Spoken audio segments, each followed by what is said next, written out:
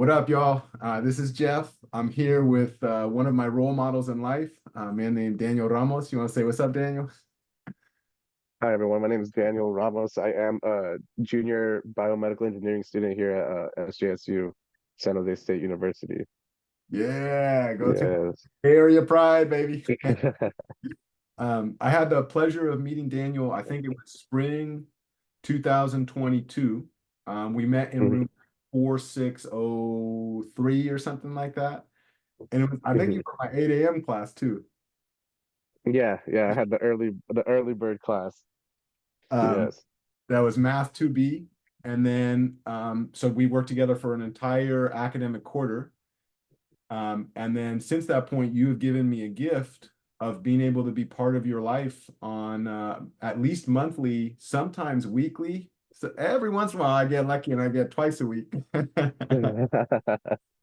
um, from that point. So from your time at Foothill College all the way through, I think this is now your, so it was, did you finish that year? I think you finished that year in, Yeah. I met you my last quarter at Foothill. what a, Yes. So I was yeah. What a gift. What a coincidence. It all worked out. It all ended up working out. yeah. So, and then you transferred to San Jose State in biomedical engineering starting Hmm. fall semester 2022. Yes, Yeah. And then all the way. So, that is correct. yeah, spring, fall, and now we're in spring basically, right? Hmm. Yeah, Uh, so I'm just finishing up now, or I just finished up now my 2 years at San Jose State, and I have one more year left there. yeah. So I might just lead with a question. In getting to know you, I feel so inspired by your story, and I wonder if you would just tell us a little bit about your background. Where did you grow up? What's your history in Hmm. school? If you want to talk a little bit about the tr all of us survived trauma, and I know Hmm. something we've talked a lot about. So just what's your background? Where you come from? How you deal with school? Yeah, yeah. So for me, I grew up in the Bay Area in a small town called Union City. I'm not People really don't know where Union City's at, so I always either say Fremont or Hayward, and then right then and there people can put two and two together. But yeah, it's a small city right in between Hayward and Fremont, and I grew up there my whole life. My dad ended up buying a townhouse right next to this little area called Union Landing, and that's where I ended up growing up with my twin brother. And I've been fortunate enough to you know live in an area where at first it was a bit rough, but as time went on, things started to get better there. So honestly, the I love being part from the Bay Area and having grown up here. And I went to a high school called James Logan, which is also in Union City. Yeah, and it's actually one of the biggest schools in the Bay Area. I think my graduating class had about 1,200 students. So, um, yeah, I think for me, if you were looking at my life from the outside in, people kind of would have expected that I was living the perfect life. Like I was a student athlete. I played baseball. I was on varsity my sophomore year of high school, and really on, and I was also doing good in school too. Like I took geometry my eighth grade year in middle school, so I was actually more on the advanced side on mathematics, and Did you uh, do? I've always liked the hard STEM courses offered in class. So really, I feel like if strangers thought of me as like that, the kid who would live the golden life, but for me, honestly, I think it was maybe the opposite. From an early age, when I was 8 years old, my mom was actually diagnosed with cancer, and back then, me and my brother really didn't know, or actually, we didn't know at all what cancer was. When we found out that my mom had cancer, my dad actually did a lot to keep it hidden from us. So we kind of just thought that my mom was sick, didn't really mention much about her treatment and anything to us. So when I was about 11 years old, my mom actually became cancer free. So we thought, it was behind us. me and my brother really never knew the extent of what my mom was going through because everyone in the house kept it hidden from us. And actually, too, so a little background about my house. So the townhouse that we live in, it's a three-bedroom, one bath house. But we had 8 people at that time living in there. It was my dad, my mom, me and my brother, my cousin, both of my dad's parents, and then also his sister. So we were crammed in a house growing up, and I actually had fun growing up in a house that was pretty crammed. I feel like a lot of people would see it as an issue, but for me, I think the one of the most important things in my life has always been family. So I really enjoyed that part of my life. Daniel, But Daniel, so yeah, back to so my mom, cancer free. Yes. when you were growing up, I can you talk a little bit about the did you speak multiple languages in your house? Yeah, so my grandparents and my aunt spoke only Spanish, so I did have to grow up just speaking Spanish and English. Yeah, so I was bilingual. I had to learn. I would say though that my Spanish was a bit broken at the beginning, just because when growing like from the early ages, from 2 to 5 years old, we only spoke pure Spanish. But then once we got into school, we met our friends and everything. Me and my brother were super Dominant culture, stubborn about wanting to. attractive language acquisition. The dominant culture wants to the old language and put it with the new. And when you're young, you don't know any better, right? Yeah, and like me and my brother would always fight with our parents, like, no, we want to speak English. All of our friends speak English. So yeah, but I feel like I took it for granted because now I love the Spanish language. I wish I would have took more pride in it, but I think everything happens for a reason. And I think, everything that happened in my life happened for a purpose. And, I think, yeah. So, You so yeah, remind me, so growing up, we'll get back to the other part, but I just wanted your dad's side of the family and your mom's side of the family. One of them Mexicano, no? both are Guatemalan. What? Yeah, No, both I'm are. sorry. Yeah. Yeah, so kind of a backstory of how my dad came here legally when he was 18. He did his paperwork in Guatemala. They approved him, so he got his citizenship and came here. And then once that happened, then he ended up bringing my mom and also everyone else with him.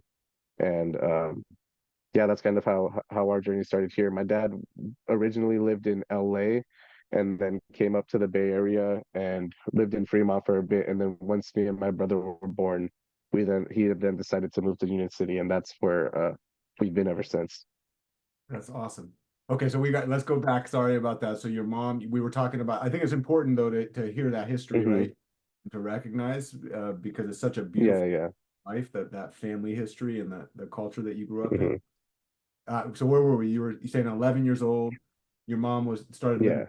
free, right? Yes, yes. Yeah, so then we got into high school. Everything seemed good. Me and my brother were doing good in school, playing baseball, like uh it all seemed great. But then my sophomore year of high school was when my mother's cancer reoccurred. And then from there, I think that's when me and my brother started to realize that we had more of a serious conversation that needed to be had with our dad, because I think then he kind of realized we were old enough to kind of understand what was happening. So once we talked with my dad again, at that point when they came back, they did mention to us that it was terminal. So from so talking about trauma, I feel like no one really knew this about me or my brother, but from sophomore year to senior year of high school, on top of like school and everything, there would be a constant sense of anxiety that I felt every single day, because I would leave to school, and then I would literally be stuck on my phone. I'd be texting my mom, "Hey, are you okay? Hey, how's everything going?"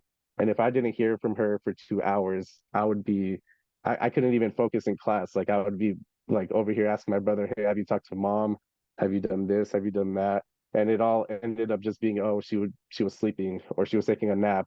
And yeah, I just think I probably did overstress myself uh, a lot in high school, but I think being a fresh teen and kind of trying to live a normal life in school, but then when you go home, it's something totally different, was a crazy experience for me to go through. Honestly, it was something that definitely has built me into who I am today.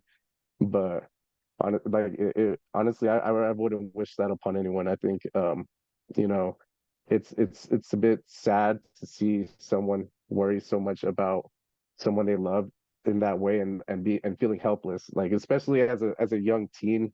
Like there's really little you can do. Like, if I was an adult, yeah, I think it would have been, I felt like I could have probably did a lot more, but as a teen, one, I still didn't know what cancer was fully. Two, I had school and everything else going on.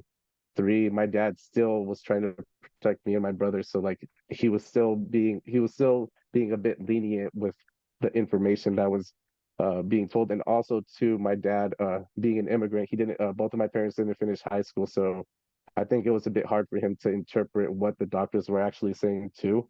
So I really could, I like, even up to this day, I still don't know fully about the whole prognosis of the cancer that my mom had, and everything that was going on with treatment wise and everything. So I think yeah, so sophomore year to senior year was my mom, when it reoccurred, had cancer for another 3 years, and then my senior year, in the fall semester, was when my mom passed away in 2015. And then I it's crazy because every like in the movies, they make it seem like something like so traumatic, like I think they paint it, the way I'm trying to word it is, I feel like in the movies it's so cliche or whatever, but when it happened to us, and for me, the experience that I lived, like my mom passed away early in the morning, like 5 a.m., and me and my brother, in shock still, ended up going to school that day because we really didn't know what to do. And I just remember going to school, being in my first period class, and my baseball coach, who I actually owe a lot to, we ended up hiring a new baseball coach my last year of high school, and he actually helped a lot with me and my brother throughout this whole process. And I think me and that's one of the biggest reasons why him and I got so close into such a short period of time. He actually came into my class and then pulled me out and basically told, like, me and my brother, we have to go home. Like, there should be no reason why we're there. But yeah, I just think, you know, looking back at it now, I honestly feel really grateful and happy that I got to experience my mom for 17 years, because I'm 26 now. This year is coming up on 9 years of her being passed away, and I still have a vivid memory of her. I still have a lot of memories with her that I go back to, that I cherish a lot. And I don't think I would have had that ability if if she passed away the first time she was diagnosed when I was 8 years old. So for me, in this life where I'm sure like we all go through struggles, trauma, there's either two outcomes. One, it could consume you, destroy you, take you down a path that you might never recover from, or you grieve, you let it affect you, you let it work its course, and then you kind of figure out a way to leverage that experience to give a better, to create this better outcome in the future, to make their situation more, how would I say it, more impactful, and more and it was worth, like, even though it was a sad experience, at least now it's turning into something that's more positive, I would say.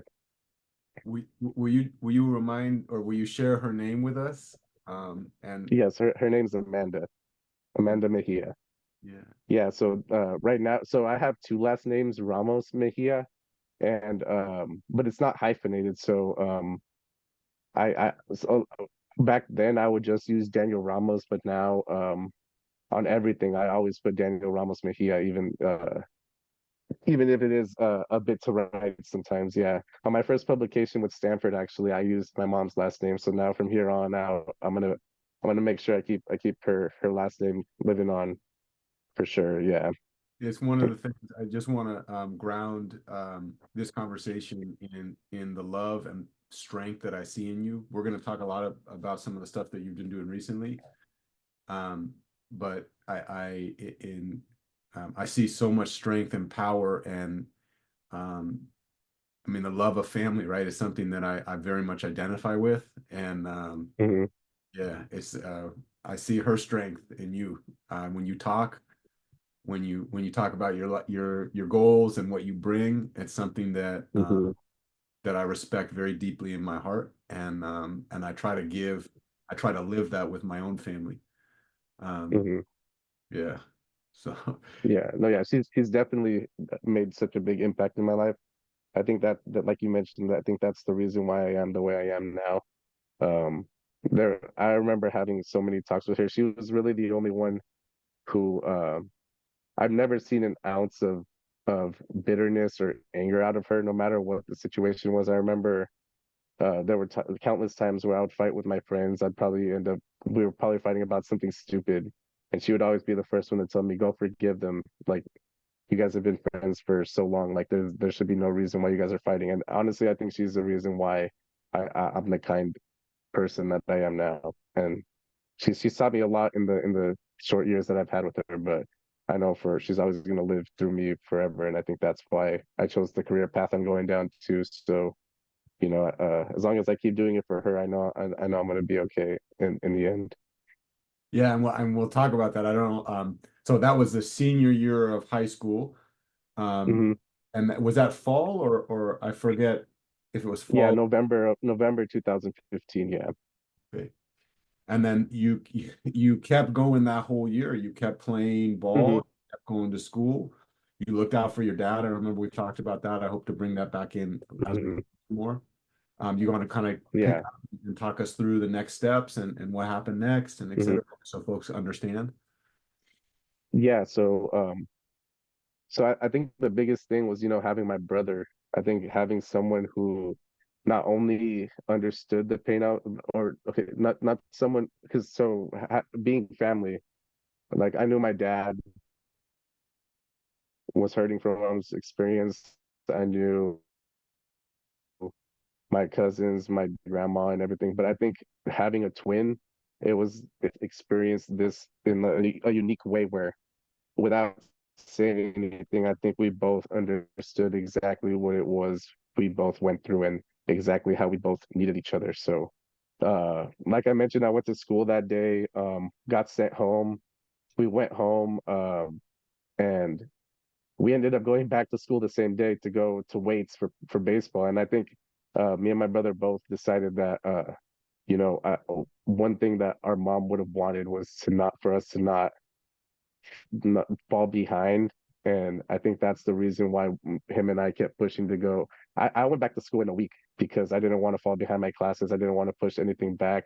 I didn't want to disappoint her. And I think, and my brother felt the same way too. And granted, it probably was a bit too soon, but when it's real life, it's not a movie. Like you kind of do things like do different things that people wouldn't expect you to do. And I think that for me, that's one of the things that I did. It's just I couldn't take the weeks off. I couldn't take months off. I just didn't want to fall behind and push further my graduation or push further the goals that I had for myself in life. So yeah, we went through senior year, uh, played baseball, uh, graduated, went to prom, and then decided to go to community college the following fall.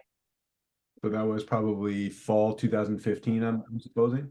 2016. Yeah. 2015. Oh yeah, of course, because fall 15, winter Yeah, yeah. 15. Yeah, okay. So community college. So you're over at James Logan. So maybe Aloni. Was it Mhm. Aloni the first time? No, so over summer I would play travel baseball with a travel team in Union City, and in high school I was a pretty good athlete and a pretty good pitcher, and on this team we faced this one travel ball team that was from the South Bay in a tournament, and I ended up pitching really good that game.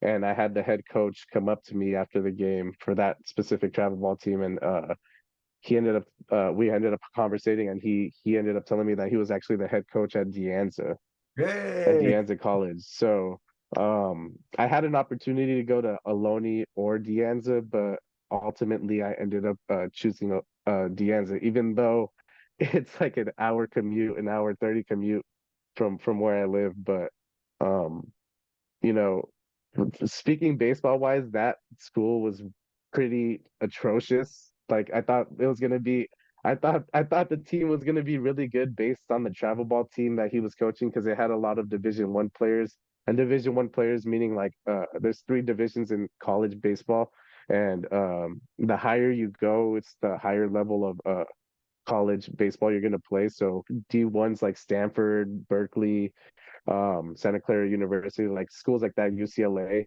And he had a bunch of players who were committed to universities like that over summer. So I thought, okay, this guy probably has connections. I think it would probably be better for me to go to Deanza, because I mentioned to you this before, but this, and going back to like, my dad's side of going through all this, when my mom was sick, my dad was actually paying. So my grandma never worked here. She came from Guatemala, never learned how to drive, never learned how to use the phone.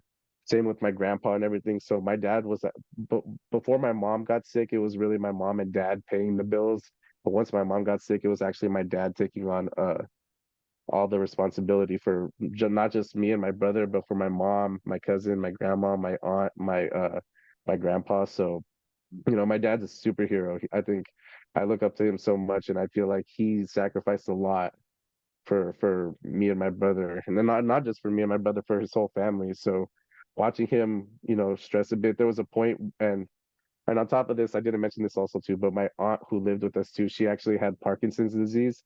So my dad was actually helping take care of her on top of taking care of my mother too. So there was a period where it got a bit too much that he ended up having to quit working. So there was a point throughout this whole process where my dad wasn't working for a year or so, and still ended up finding ways to help take care of this family. So when once I graduated high school, I did want to go straight to a 4-year university, but then um, after everything happened, I was just worried, because my dad's the type of person that would want to take care of me and my brother and do everything he can, even if we said not to.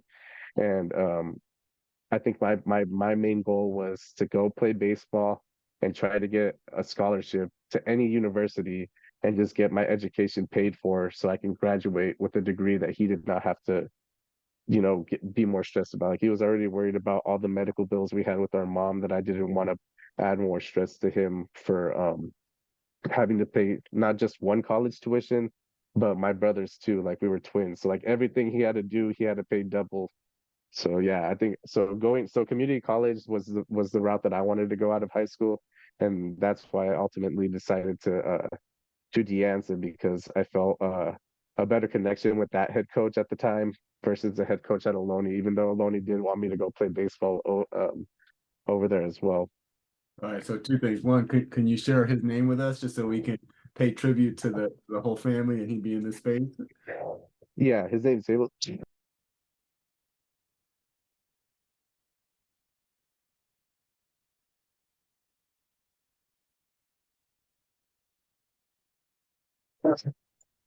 Sorry, I just had like You I had to good? clear my throat real quick.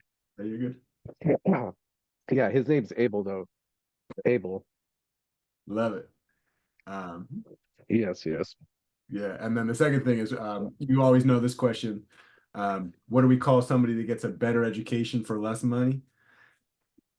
A smart Yeah, person. that's Yeah. right. That's community college students. So we'll get back into that. You go to Dianza, you get a better education that's available than at a 4-year. You get it for cheaper with a specific goal of playing ball so you could get a scholarship because you're going to be looking out for your family, right? So you want to kind of talk us through there and Yeah.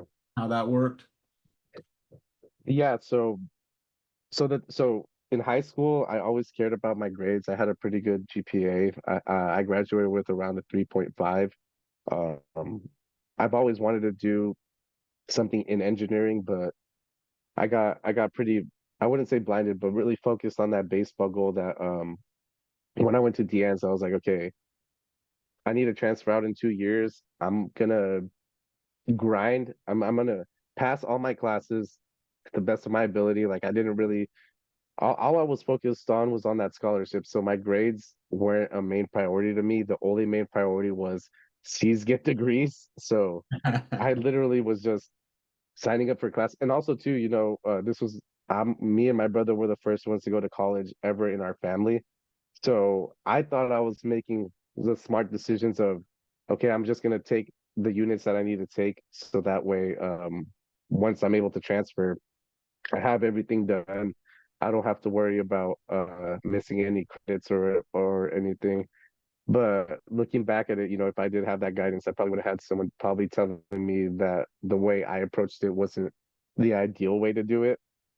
But honestly, I'm super grateful for the journey I went through because even though I went the non-traditional route where I didn't graduate in exactly 4 years,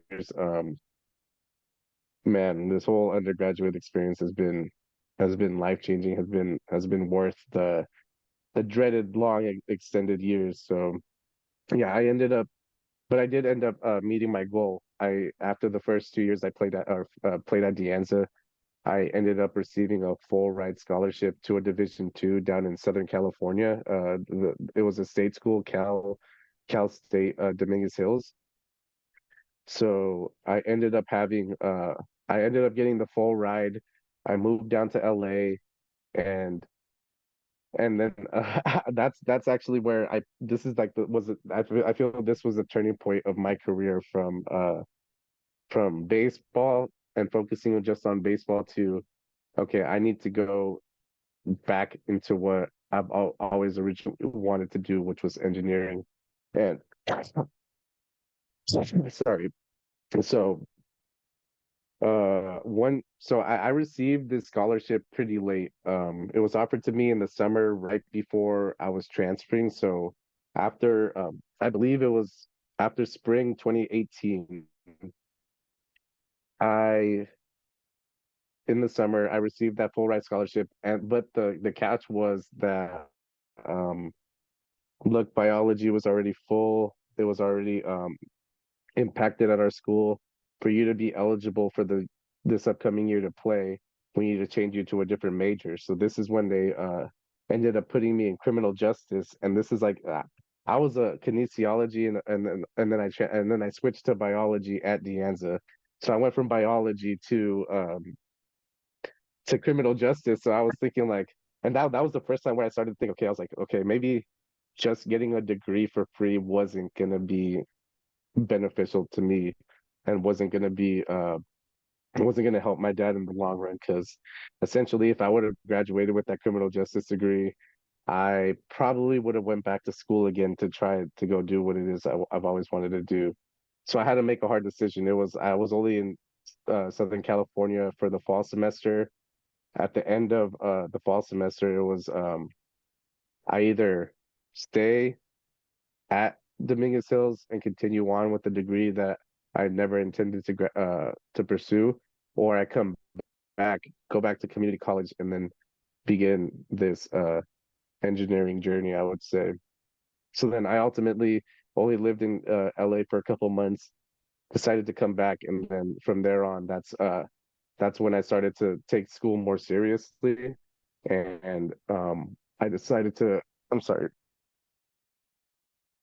Um, I'm still recovering from like a cold that I got over this weekend, and talking this whole time has got my Great, throat brother. super dry now. So And we'll talk a little bit more about your recent addition to your family.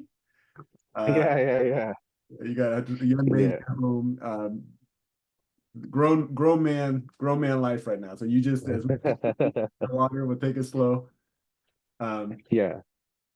But yeah, so and am I doing good on time, or am I I think you're prolonging doing this amazing. story? Or I think you're doing okay, absolutely okay. amazing because the reality, one of the things that so I just for folks listening along at home, so much of school is personal, and I asked Daniel to share some of the personal stories, and the reason this is powerful, Daniel, is as this interview goes on, we're going to get to some of the superpowers that you have. We're already seeing some of them here, but you've done some stuff that is really, really special.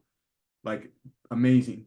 The amount of effort and thought and that goes into the way that you show up as a student, I think is really special.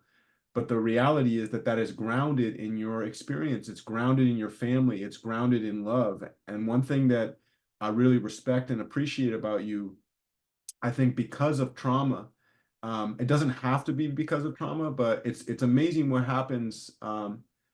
Death and the reminder that we can die, especially when it's so close to home. Really, for me, when I think about the trauma that I've lived through and the people that I love most, sometimes it helps us clarify things in ways that when we're not faced with that, right? Hmm. And so I think it is really powerful in a discussion about your brilliance, of which you have as more than any, you will never be paid what you're worth, and this system doesn't deserve the right to judge you. So your brilliance and excellence exist outside of the system, and yet, you know, you are learning to navigate this system like a pro. And I want to do everything that I can to support you. But I think it's really powerful to ground that in your lived experience and to ground that in your family and to really make those connections. Hmm. So for me, this is very much part of the story that we are telling. It's a fundamental part of that story. And I think it's so important to make that space. I hope I'm not coercing you to share something that you feel uncomfortable with. So Oh yeah. okay, can you confirm that just so people are No, not? yeah. No, yeah, yeah, yeah. No, I actually very much appreciate that we're talking about this because um I know for a fact that I am not the only one with a trauma story that's for any student in college. I know for a fact everyone is going through their own story that we call life, and I think it's very important to show that because I think this is where people can really begin to relate. Maybe, yeah, they didn't have a mom who passed away from cancer, but maybe they all are dealing with their own traumas where especially community college, and we could talk about this later too, where it kind of does feel a bit alone in a sense where because you're in a 4 year right now, all the classes I'm taking in BME, I've been having classes with these kids repeatedly over each fall. But in community college, there might be just one like you might be getting new classmates each and every single class. So to keep trying to make new connections, most of the time you're going through each class by yourself. And then also on top of that, being in STEM, if you're someone from an underrepresented background like Latino, when I was in your class, I think there was only maybe one other Latino in the class besides in like a class of 20 or 30. So I think yeah, I think everyone has their own stories too. I know for a fact the people that were sitting next to me, behind me, in front of me weren't all living a perfect life. I know they had their own struggles too. So I think it's great that we're talking about this side because this is what shaped me and how it's gotten me to continue pushing through school. Yeah, and it's to me this is a fundamental part of your brilliance and your strength. It's something that I see you rely on and I see you connect with, and it brings something to the table in terms of academics that I think is a superpower, like genuinely a Hmm. superpower, like it's a superpower forged in trauma and suffering, and yet still um I think we'll get to this as we talk about what you're doing and why you chose your major and how that informs, right? Yeah. But I think it's so important. I think, in fact, if we didn't talk about this, I feel like this interview would be a lot less powerful, right? So for me, I think we should, if you have the time and the space, like I would love to tell that story because later, as we get to these amazing things that you're doing and that you have done and that you're working towards, all of a sudden Hmm. make a direct connection between the power that you grew in your family and the current circumstances that you have. And I love that message that is true for most students, that Hmm. very often we have these things in life that we care so much about, um, and that they are grounded in family, either the family we were born Hmm. into or the family that we grow, right?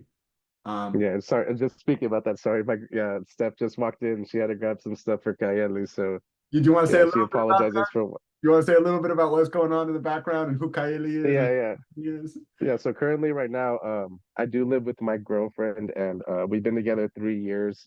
I do see this girl being the one that I do marry and everything. I just think we kind of went backwards and yeah, ended up having we have a beautiful baby girl now, 8 months, and it's been a journey. It's been a beautiful experience. And I think that so, I've always thought of, man, I wish I went on that traditional track of graduating at 22 right after, 4 years of high school. But I'm looking back at it now and I think being an undergraduate still at this point of my life, it's allowed me to have spend a lot more time with my daughter than I think I would have if I would have went straight out of graduated like the traditional way.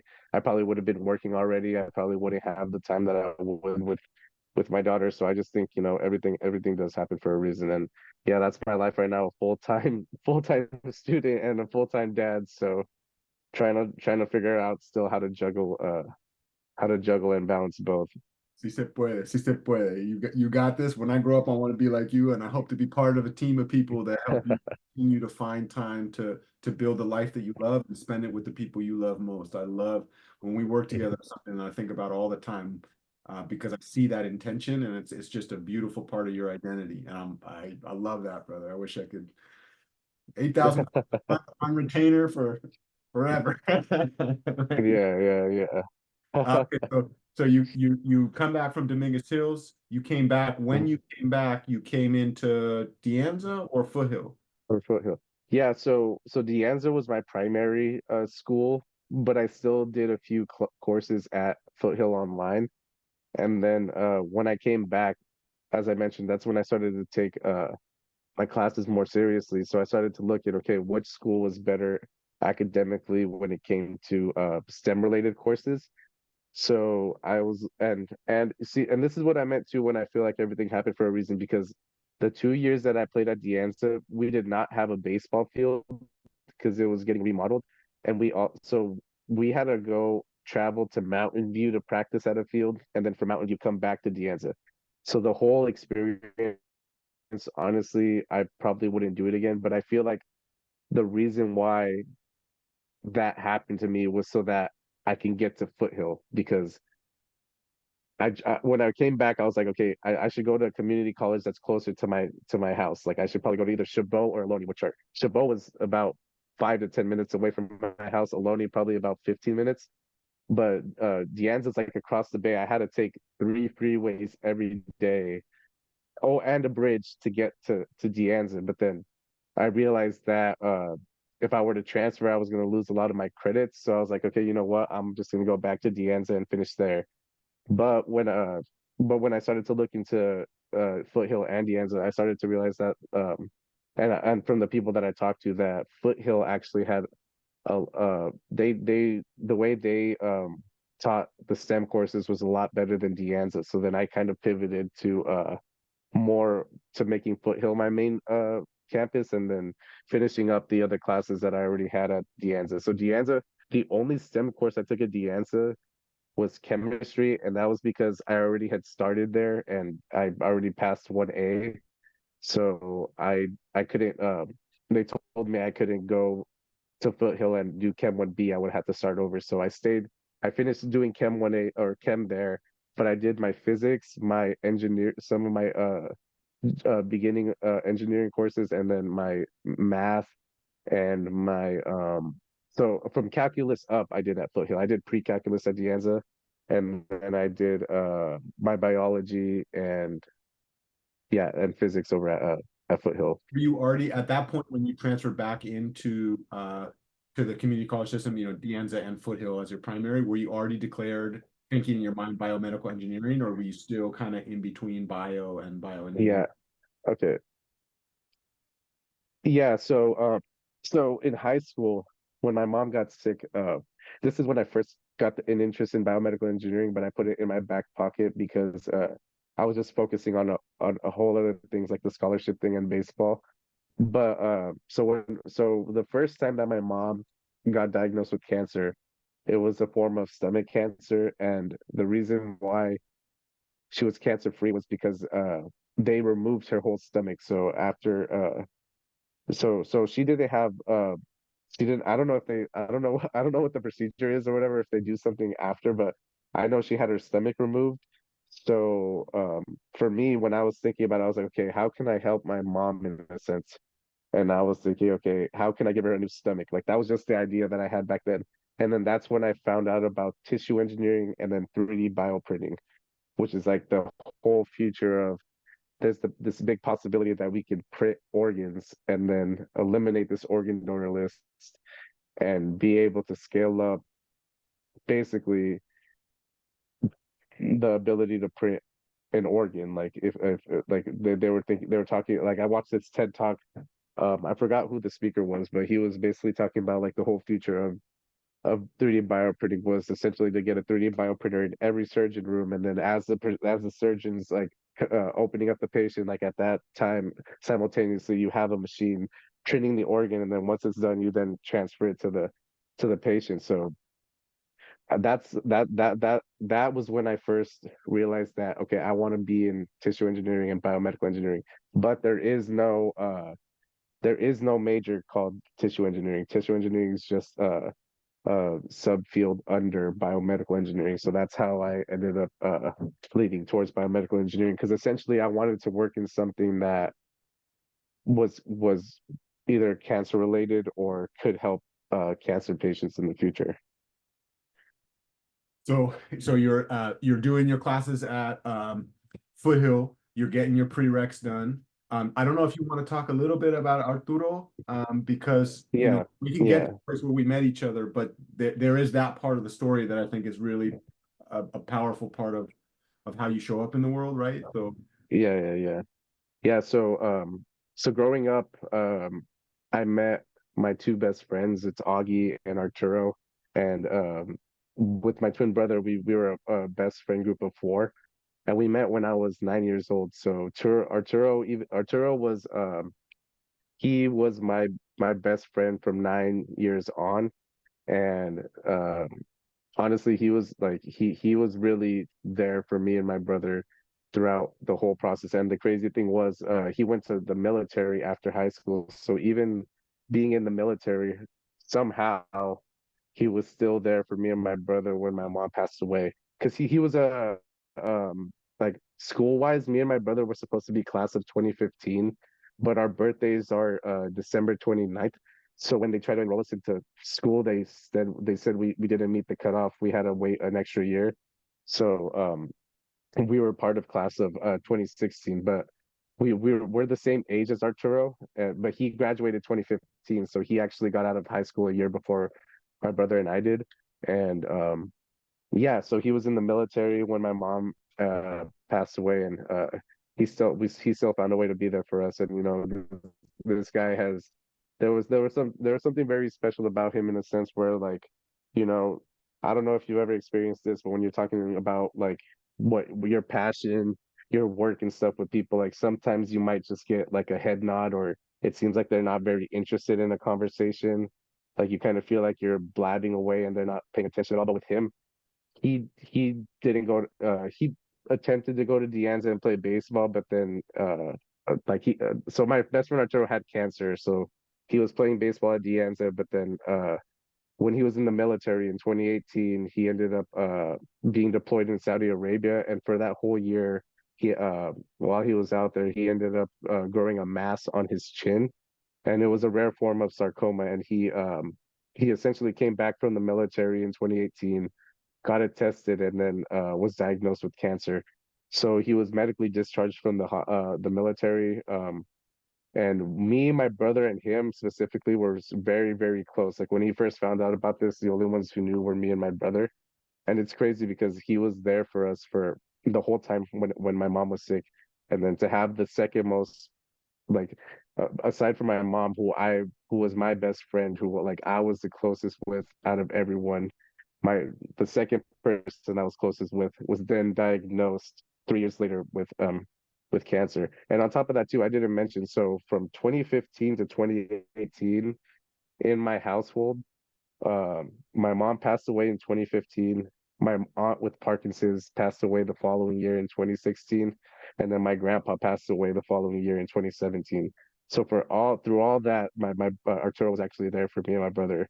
So I think that like just through our lived experiences, it kind of just brought us all closer together. And then I think that's why he felt so comfortable with sharing that he had cancer with me and my brother. And 2018 happened. He came back, and then me and my brother, and the good thing about about the only good thing that came out of this was that we lived literally less than 5 minutes away from each other. So every single day, me and my brother would be over there, spending time with him after he got out of chemotherapy. So in 2018, diagnosed with cancer, but ended up having since he was with the military, they ended up giving him the best care. He actually did all his treatment at Stanford. Good, So good. yeah, so coming back to the academic side, oh my God, like I haven't talked about the academic side, but from up until the point I took your class, so before spring 2022 Foothill, I accumulated probably about 15 W's in all my other from like when I first started community college to that point. And honestly, like I was just dropping a lot of classes. I wasn't doing I was more focused on trying to transfer out, that I would sign up for 4 classes, and I have all of this going on with Arturo and everything, that I would sign up for 4 classes, drop 2, pass 1, and then end up failing a class that I'd end up having to take the next quarter. So I was legit like do not go this route for anyone's listening. Like this is literally like anyone who tells you like 15 W's, I can't believe like where I'm at now with the like the track record on my transcript. But I, s- yeah, 2020, January 2020. Yeah, yeah. What was that? I just, I mean, yeah, I just want to say that within the first like 2 weeks of meeting you, I like, uh, I have so much, there's a critique. I want to have a critique here because the system, what would the system say about a student like that? What would the dominant narrative is? Oh, he's not organized, not responsible, doesn't have it in him to like excel at a high level. Just like if you're just looking at it on paper, that's I feel like they don't take into account the whole other aspect of just school, which is life. Like you're no matter when you do school, you're dealing with life at the same time. And I feel like we I feel like we grew into a society where you kind of just judge someone based off the paper that's put in front of them rather than the person. So And yeah, I I think so that was really yeah. I just want to say it out loud right now because this is you know what, I have two words for the entire grading system. And I don't forgive. I mean I forgive, but I don't forget. I love teachers and I love my colleagues, but I hate what Mhm, grades do to students and teachers alike. And we're going to talk a lot about lifting the veil, but I just want to say it out loud because I want to be very explicit that when you struggled like that, that's a struggle that I blame the system for. We don't do a good job of onboarding students. We don't do a good job of getting to know students and having them bring their stories into life. I mean, I think probably by the end of week 2, we were going on walks up in that little PSEC quad. You were telling me about Arturo, yeah. and then like Mhm, that point forward. But that was something that only happens because of the way I show up, and what the way I show up has been self-funded. I've been ostracized for that, right? And the reason I want to mhm. bring this up is, Daniel, like that, those struggles that you had are important, but like I want to critique that system. I want to critique that system, right? And I want to say those Mhm. W's, those failures, that's something that makes you stronger, right? And we'll talk about that. We'll talk about that in a second, but I want to say it every time, right? That Mhm. yeah, No, so let's get back. So you come back, you're struggling, but you're trying to pass classes, you're signing up for 4, you mhm. drop 2. Yeah, so keep going, keep going. Yeah, yeah. So 2020 January, Turo becomes cancer free. So after that, Turo moved to Florida. He would come back and forth for the next 2 years.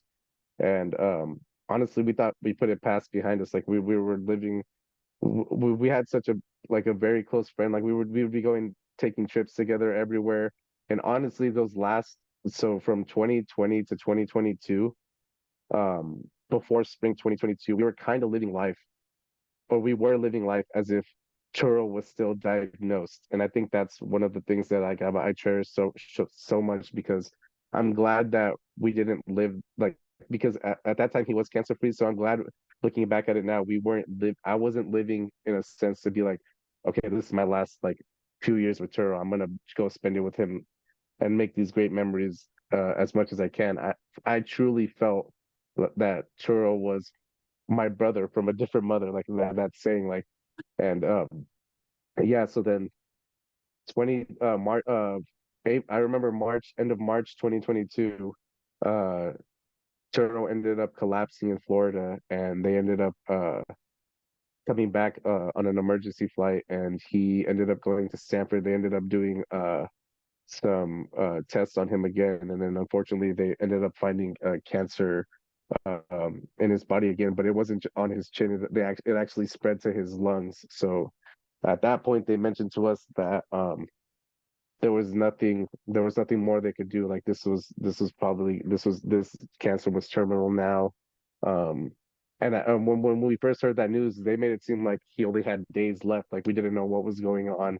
So yeah, so I found out spring break, heading into spring 2022, and at this point in my life, it was very so academically. I was on that consistent path of signing up for 3 or 4 classes, dropping one, taking a W and two, and barely and passing one with a B or an A. And I just couldn't figure out how to juggle 3 or 4 STEM courses. Like it was literally like I truly felt that I didn't have the capability of being able to take all these classes, and I don't know what it was. I don't I can from the beginning of community college up to that point, I was doing a lot of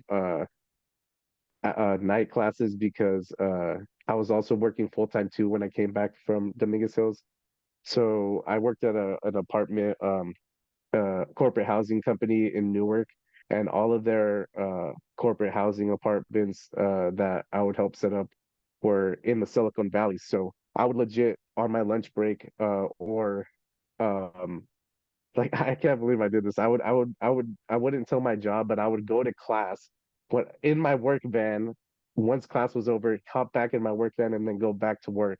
And I was still able to get all the work done. I don't They were never suspicious of anything. So I was literally juggling not just work and school, but juggling the the situation of, if I get caught, I'm gonna get fired, and then I'm not gonna have no work, I'm not gonna have no money. But it was honestly the perfect situation, because it was the only thing that allowed me to work full time, be a student full time, and also still be in Arturo's life. So You're taking because if I did a traditional job, you're taking what 20 was that? you're taking 20 STEM, working 40 hours a week, commuting Yeah, all over the Bay, and right next to your a brother from another mother as he deals with cancer. yeah, yeah. Honestly, looking back, I don't know how I still don't know how I made it all work, but yeah, that was it was insane. So so coming into spring 2022, I remember I'm sitting with Arturo and my brother on a balcony in Stanford Children's Hospital, and I'm talking to Arturo, and I promise him, I'm like, I'm gonna pass these next 3 classes I'm taking in spring, and I'm going to get into SJSU, because that in 2021 December, I got accepted into SJSU, and I needed to pass these last 3 classes in order to get into SJSU. So I promised Arturo I'm gonna pass these classes, and then I'm over here thinking like, did I just promise my dying best friend I'm gonna pass these 3 classes for him, when I've never even passed 2 STEM courses in the same quarter? I was over here tripping, honestly. So then I signed up for your class, and it was the first morning class I took in years. So then I remember driving to campus super early. I was parked in the parking lot, and honestly, like I don't if there's people who are religious out there. I'm Catholic. I was sitting in my car and like I was talking. I was just basically just talking to God. I was trying to talk to someone. And I was like, look, like I just need a sign. Like I just need a sign to know, like how am I gonna pass this semester? How am I gonna do good? How am I gonna do this when I'm literally dealing with basically what happened with my mom again? Like I'm going through the same situation. Like, and at this time, like I'm older and I don't want to take away from my mom or anything, but at this point in my life, I was 23 years old, so I I was so close with Arturo. Like I had 23 years of my life with him, and we spent like every single moment that we could hanging out together. So it was like it really felt like a brother to me. And I'm over here trying to juggle. Okay, how am I gonna have be in the right mind space to pass these classes, but also be there for Arturo and be present and not, you know, break down. And I walk into your class, and it was the first time I've ever heard a professor playing reggaeton in his room. And then I don't know why, but it was just like the fact that you were playing reggaeton, it just it just told me I need to talk to him. I need to tell him what's happening. I need to tell him I need to talk to this guy. I need to let him know what I'm going through because if something were to happen while I'm in class, like I'm gonna leave. I have to leave. I have to go be with Arturo. So that's when and it was crazy because like the first time we ever spoke, we went on the walk and we talked about Arturo. And I don't know, like I never heard it from your side about how you felt about that or whatever. But for me, it was just like, man, like this was the first time I ever spoken to a professor about my personal life, and it ended up being on the very first day that I met him.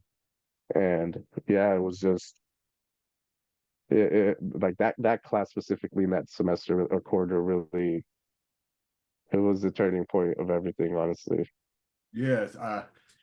So one thing that I will always say is that every time I tell my students I love you, but not romantic love. Only my wife gets romantic love, but professional love because you're part of my family, right? You're part of my family. When you're Yeah. in that room, you put food on my table and you keep a roof over my head. So, one commitment that I make to my students is I don't treat you like the student I think you should be. I respect you for the person that you are, that I recognize that you have a full life. So if you ask me, how was it for me? It was part of my life. I mean, I really I appreciated. I recognized that you at that moment, the thing that I was thinking is, I bet this takes a lot of courage. Let me earn it because you were giving me a gift that I didn't feel that I believe. I think that I deserve. Right when I work with students, they give me trust I don't deserve because of my title as teacher. And one of the things that I try to do when I show up is I try to earn that. I try to I every to this day in this moment when I'm working with you right now, I want to earn this time. I want to earn it because you've given me a gift that is more valuable than any monetary reward, or it's the gift of your time. You are the future. You Mhm. are going to be a leader. I believe that you already are. I mean, you're changing my life. I think you will continue to inspire many of your colleagues.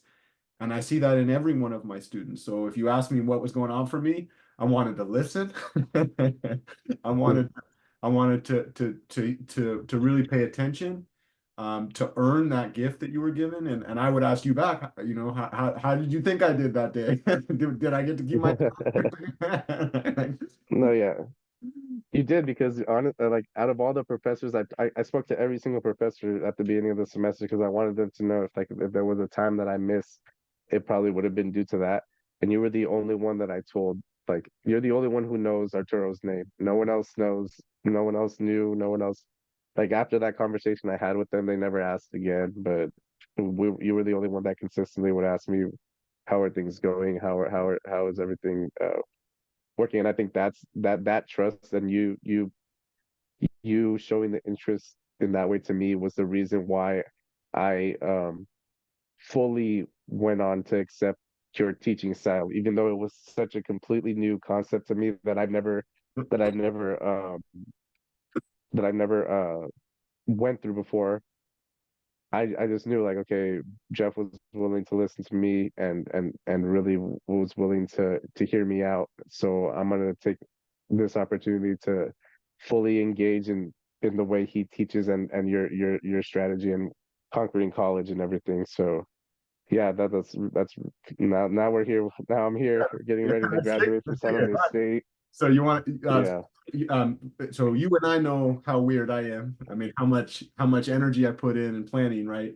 As a teacher, like I just don't think about that job the way that other people Mhm. want to because I want to do transformational work. So maybe you can talk a little bit about, I can lead through conquering college, but I love it. I always like to say, you know more about my teaching than I do because you've Mhm. lived it, right? And so I wonder if you just talk a little bit about like some of the, some of the things that caught your attention, some of the work you did that quarter, how it worked out for you, right? Just to guide people through. I can do Yeah. that too if you'd like. If you want to take a little bit of a break, I can do it. Like it's up to you, but I always like to hear your voice more than mine. Yeah. Yeah, I'll talk about it, and then if there's some things you feel like I'm missing, then maybe you could chime in. But yeah, for my experience, so this class was a it's flipped learning, right? Or it's a flipped method where we had no midterms, no finals, but it was the grade was all based on the work, the amount of work I was putting in that quarter. And I think it was I think ungraded, the thing that right? I what was that? think it was ungraded. I think you got to. Yeah, it was. So yeah, that this was the first class where I like because we've been so wired to that when you think about school, you think about grades, you think about tests, like it's all linked together. And this was the first semester where I was like, are we really not going to have midterms? Are we really not going to have finals? Like it was something very foreign to me. But as I mentioned, like, I feel like the very first talk that we had, I was like, you know what, I'm gonna buy into this because clearly my first method wasn't working. Like I was taking getting W's. I was getting I wasn't passing all my classes. Like I was like, I need to do something different. So maybe this is it. And the number one thing that stuck with me and with me till this day is deep learning.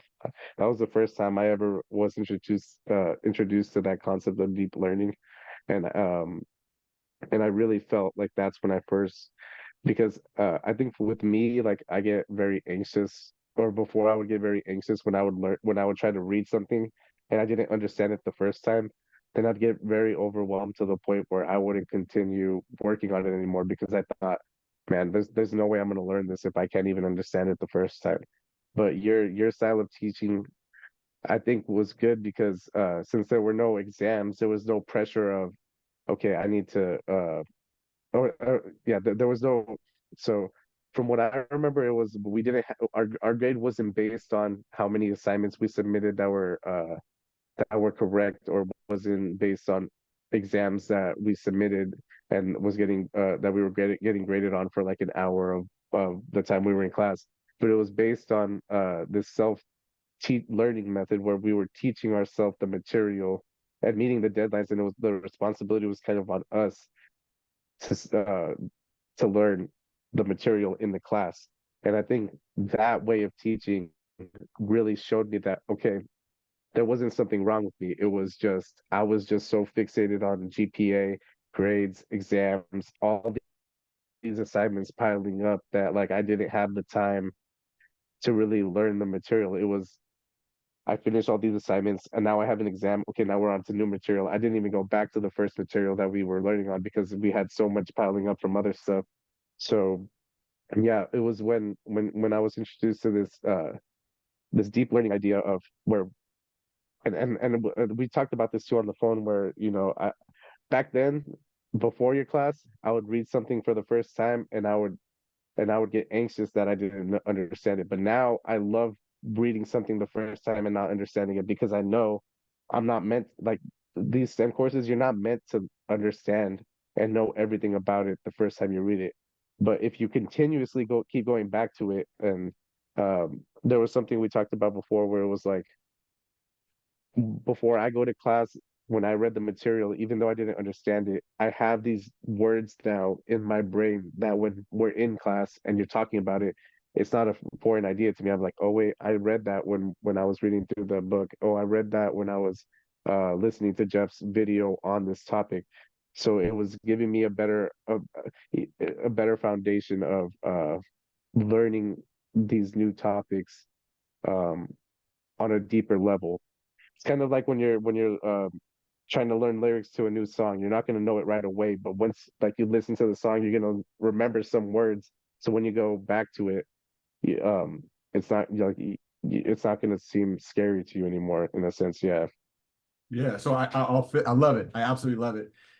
For the context, have so this is a conversation just for my students who sit with me for a while. They know this. I don't know, you know this. All my students know this, but there's people outside that might watch this be confused.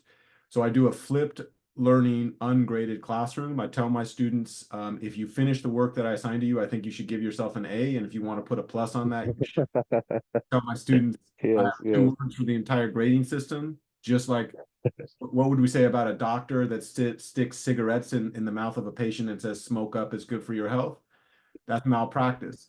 And it turns out the same scientific evidence that says that cigarettes cause cancer, we have that same scientific evidence that shows that uh, grades are harmful for student learning. And the issue Hmm. is we don't, as a society, grapple with that because grades are very, very convenient tools for manipulation and control. Right. And so you remember we were talking about that, I think, right? I talked about that in class. Yeah, yeah, yeah. Yeah, and the thing that I like to do with my students, like I have worked for years, for decades, we can talk about like I have a story about, if you ask me the one word to describe my teaching philosophy, it would be democracy. That and then I love deep work.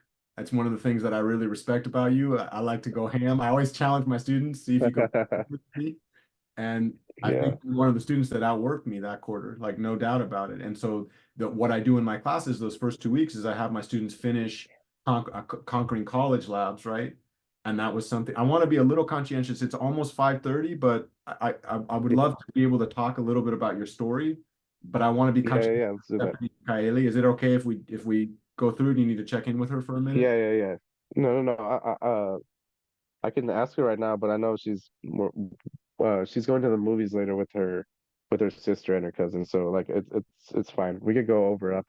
I'm not Okay. worried about it at Yeah, all. It's still I'm early in in, the man. day. Yeah, I'm here. And do you, Kylie will be okay? Everything's okay with her? yeah, yeah, yeah. She's inside with her grandparents right now. Like they're all here right now. So yeah, it's a big house over here. So Yeah. she's definitely not in there bored. All right, all Yeah, right. I'm in the room right now. Yeah, we live so like the garage is separate from the house, and we've turned the garage into like a little like loft area. So I'm in here right now. Yeah, but they're inside the house. Everything's good. Yeah, Yeah, if you're willing, I yeah. think it's But really we could keep powerful. going. Yeah, Yeah, cool. I want to make sure we finish everything. Yeah. I appreciate you. Yeah. So the Yes. point, Yes. Yeah. the reason I say this is, I have those first three Conquering College labs. Conquering College Lab 1 is all about how to schedule. Conquering College Lab 2 is all about deep learning, and then Conquering College Lab 3 Mm-hmm. is really like how do you spend the time? Because it turns out all expertise is about how much time you spend, right? Mm-hmm. That's not the only thing. Yeah. It's necessary for but not sufficient. If you're not spending time, you're not going to get good. But just because you're spending time doesn't mean you're going to get good, right? So Yeah. this like Yeah. making sure you have the time in your schedule. Number two is like, what does it mean to get good? What does deliberate practice mean? And then number three is if the deep learning, that's what I call it in those labs, is the theory, how do you actually practice those? Like what practices will let you? And the thing I remember about you was you went hard on those. You actually like you paid attention, you asked questions, you really thought deeply, right? And it turns out like Mm-hmm. you remember those first like and then you like brought it into your classes and you started to adapt it. Like Yeah. you were a Yeah. fast study, man. I always like to say, Yeah. lead a horse to water, but you can't make it drink. I think you drank a fucking full Gatorade, and then we grabbed another one. And you drank that one, and then like it just right. Yeah. Yeah, and you mentioned one thing right now too that I didn't talk about, but I think was like a big key part to like my success was the first thing, which was the scheduling. I never would make a planner. I would never schedule things out. I would never make a daily planner and then a weekly planner and then a monthly planner. And I think that was one of the biggest key things in my turnaround because I felt like that opened up, that gave me organization that I didn't have before. And I think that was the starting point in my journey of then that transition to, okay, now I can deep learn, because it allowed me to see the gaps in my schedule where I could actually put in deep work and not be distracted. I remember back then I would just be like, okay, the minute I get home, I'm gonna work on this. But that sometimes the minute I get home isn't the best time to work on these things. So I think making that schedule, being consistent and more organized was definitely a big key in my success for sure. Which I still work on till this day. I have my whole calendar. I have everything now the same way we had it when we made it the first couple of weeks. So Every day, man, yeah, I got mine too. I'm right yeah, with you. I'm right with you. So, like, yeah. we're about to talk about some really, really amazing things that you've done, and I'm so appreciative that you're willing to share. But I do want to highlight this out loud. I say this to my students all the time. If we want to change outputs, we got to change inputs. So one of the major focuses of our class, and you allowed me to do this work, is, I sometimes pray from the bottom of my heart that my students will allow me to coach them, and not all students are ready. Hmm. And I don't blame it. This system socializes us not to trust our teachers. Grades do Hmm. that. In a graded class, Yeah. you got to be worried about what the teachers think, which means you don't trust them, which is why I think it's so important. But something that I felt very blessed with is you let me coach you. And so I just want to highlight, Hmm. Daniel's about to talk about some really special things that he's done and some accomplishments. I hope we can ground those in family stories, but let us realize now that if we want to change outputs, let's change inputs, right? And that's the reason that's really powerful is, I see you as brilliant, and I know you have infinite capacity. And the crazy thing is, your brilliance does not depend on grades. It doesn't depend on certificates. It doesn't depend on institutions. You made Foothill better. You make San Jose State better. And if and when Stanford gets its head right and admits you with a full scholarship, you're going to make Stanford better, right? And Yes, the yes. reason that I say that is, like, I don't want, sometimes people hear these things and they get intimidated, but the whole point of all this is that this is learnable, right? That if Hmm. you change the way if we change the way that we study, we change the meta learning, we're really focused on that, all of a sudden we can do these things that other people think are impossible, and we can do them in a shorter amount of time, right? Yeah, Yeah. yeah. So, I agree completely. Yeah, so maybe you want to talk a little bit about some changes that you made that quarter and some of the results that you got, and I can do some leading questions as yeah, well. yeah. No, yeah. So from your class, so your class, so I took linear algebra, physics 4B, and Chem 1C that quarter. And just by following your method and taking your method to my other courses, this was the first semester that I ended with a 4.0. I ended up getting an A in all three of the classes. Granted that I gave myself an A in this class, but yeah, Did I you was put a able. plus on that? Did you put a plus on Yeah, that? Okay, good. You should have. yeah, I hope you put four pluses on that, right? yeah, yeah. So yeah, just and I realized it was just really being organized and also, understanding that and I think too, before your class I had a fixed mindset, and I think after your class I did not have a fixed mindset anymore. I knew that I was capable of learning anything as long as I was able to put the time and effort into it.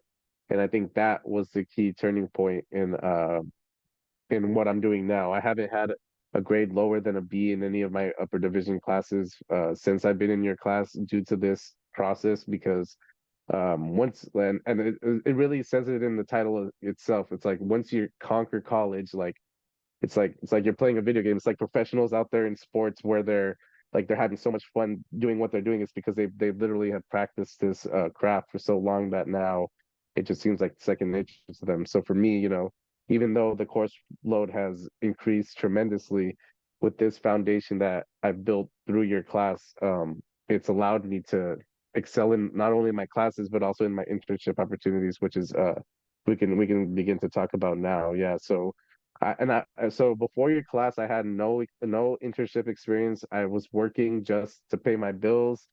I literally did not know. what I wanted to do. But there was actually a speaker, Marissa, who came into our class to talk about Yeah, miss. the SLI program at Foothill.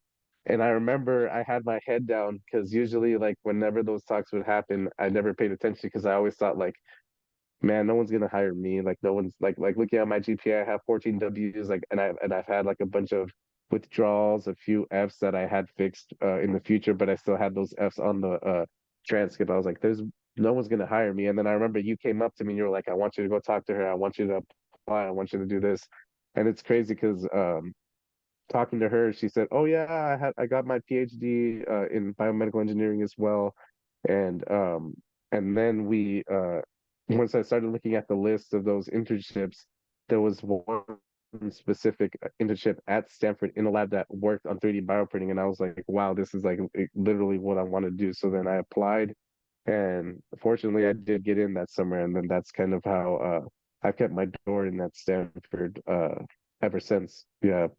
I think I Yeah. said, I remember saying these words, you don't have a choice, you're gonna apply.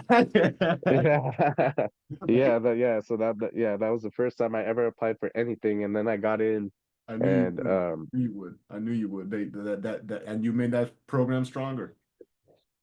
yeah, and it's crazy to see how far and how much things have changed since then. And I And just want to like I call, said, it's due to all this conquering college and getting into really just figuring out how to navigate through this system because, like you said, it's a very complex and broken system that we're all trying to, at the end of the day, all us students are just trying to get by and trying to graduate it and, you know, continue on. yeah, so I want to call out two things. One, I'm really upset that we didn't get Marissa Yanez, and look at how important the work that she did is, right? Which we'll see in a little bit. And then two, when I was young, Yeah. I said the system was broken. As an older man, I don't think this is broken. It's doing exactly what it's designed to do.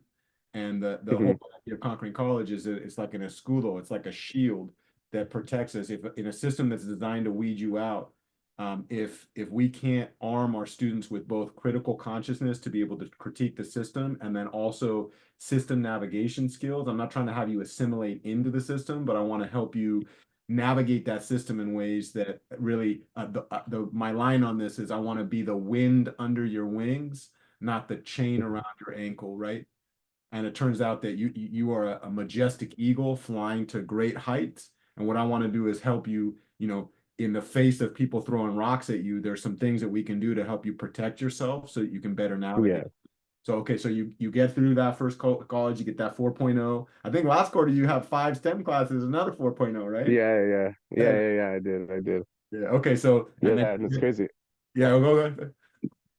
No, yeah. And I agree with you too, because I think so. I think the whole purpose of conquering college is like you mentioned before, you know when you conquered college where when you feel like the power when you have the power versus the professor has the power. And I think it took a while for me to understand that, and we've talked about that too because I think um we had this talk about like with the scholarships and everything, like a rejection doesn't mean like it's not the end of the world. Like if I were just to focus on the money and the GPA, and then if I didn't hit those goals, we would like it's like our human nature to feel sad about it. But once I rewired my mind to where it was like, okay, I didn't get it, that's fine. How can I learn from this to become better?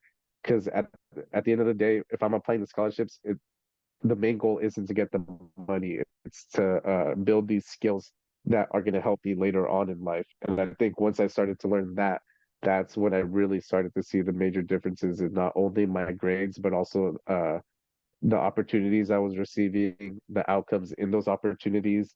And really just now, like I'm fully confident in applying for PhDs now. Like I'm not terrified at all. I feel good about it. I feel like I'm very much ready to get this process started. And it really took these past 3 years working with you to really get me to this point. Yeah. Well, you did it, brother. You did it. Everything that's gone right is because you're brilliant, and if you struggle, it's because I suck as a coach. But I want to talk a little. So you get that internship at Stanford, and then Yes. so one thing that was really special about you, I've never had a student that let me get from all the way from Concord College through. So I have 3 levels that I talk about for introduct for like navigating career. conquering college is the first level. It means how do you get any grade in any class with any teacher, so you're no longer scared of the grading structure. I want to call out always, I do not accept valid representations of learning. I do not accept them. I want to call that out, right? That's my positionality. Yeah.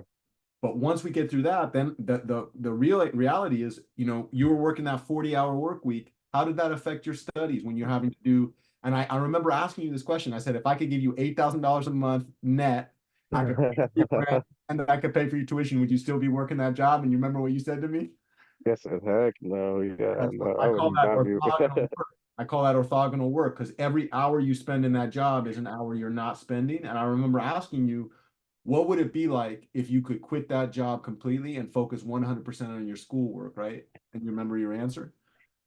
Yeah, it would be so much better for me because I remember like at that point, like towards the end of me, so okay, so maybe we could backtrack to like, so I remember I was talking to you about, and I think this was around the time I think my girlfriend got pregnant because I was talking to you about my dad, like me and my brother were worrying about my dad's money issues and with the house and that we might have to sell, and I'm like, Oh, can and I? then I started to feel that, yeah, yeah, what I was, just wanted to, one thing that I really respect about you. We're going to talk about numbers in a little bit, and at that point I'll talk about this. But maybe you want to talk a little bit about some of the debt from the cancer treatments for your mom, just so folks know about when you were, because at some point you started to get really serious about scholarships. And hmm when that happened, I really appreciated and respected that you were trying to look out for your dad because of some of that.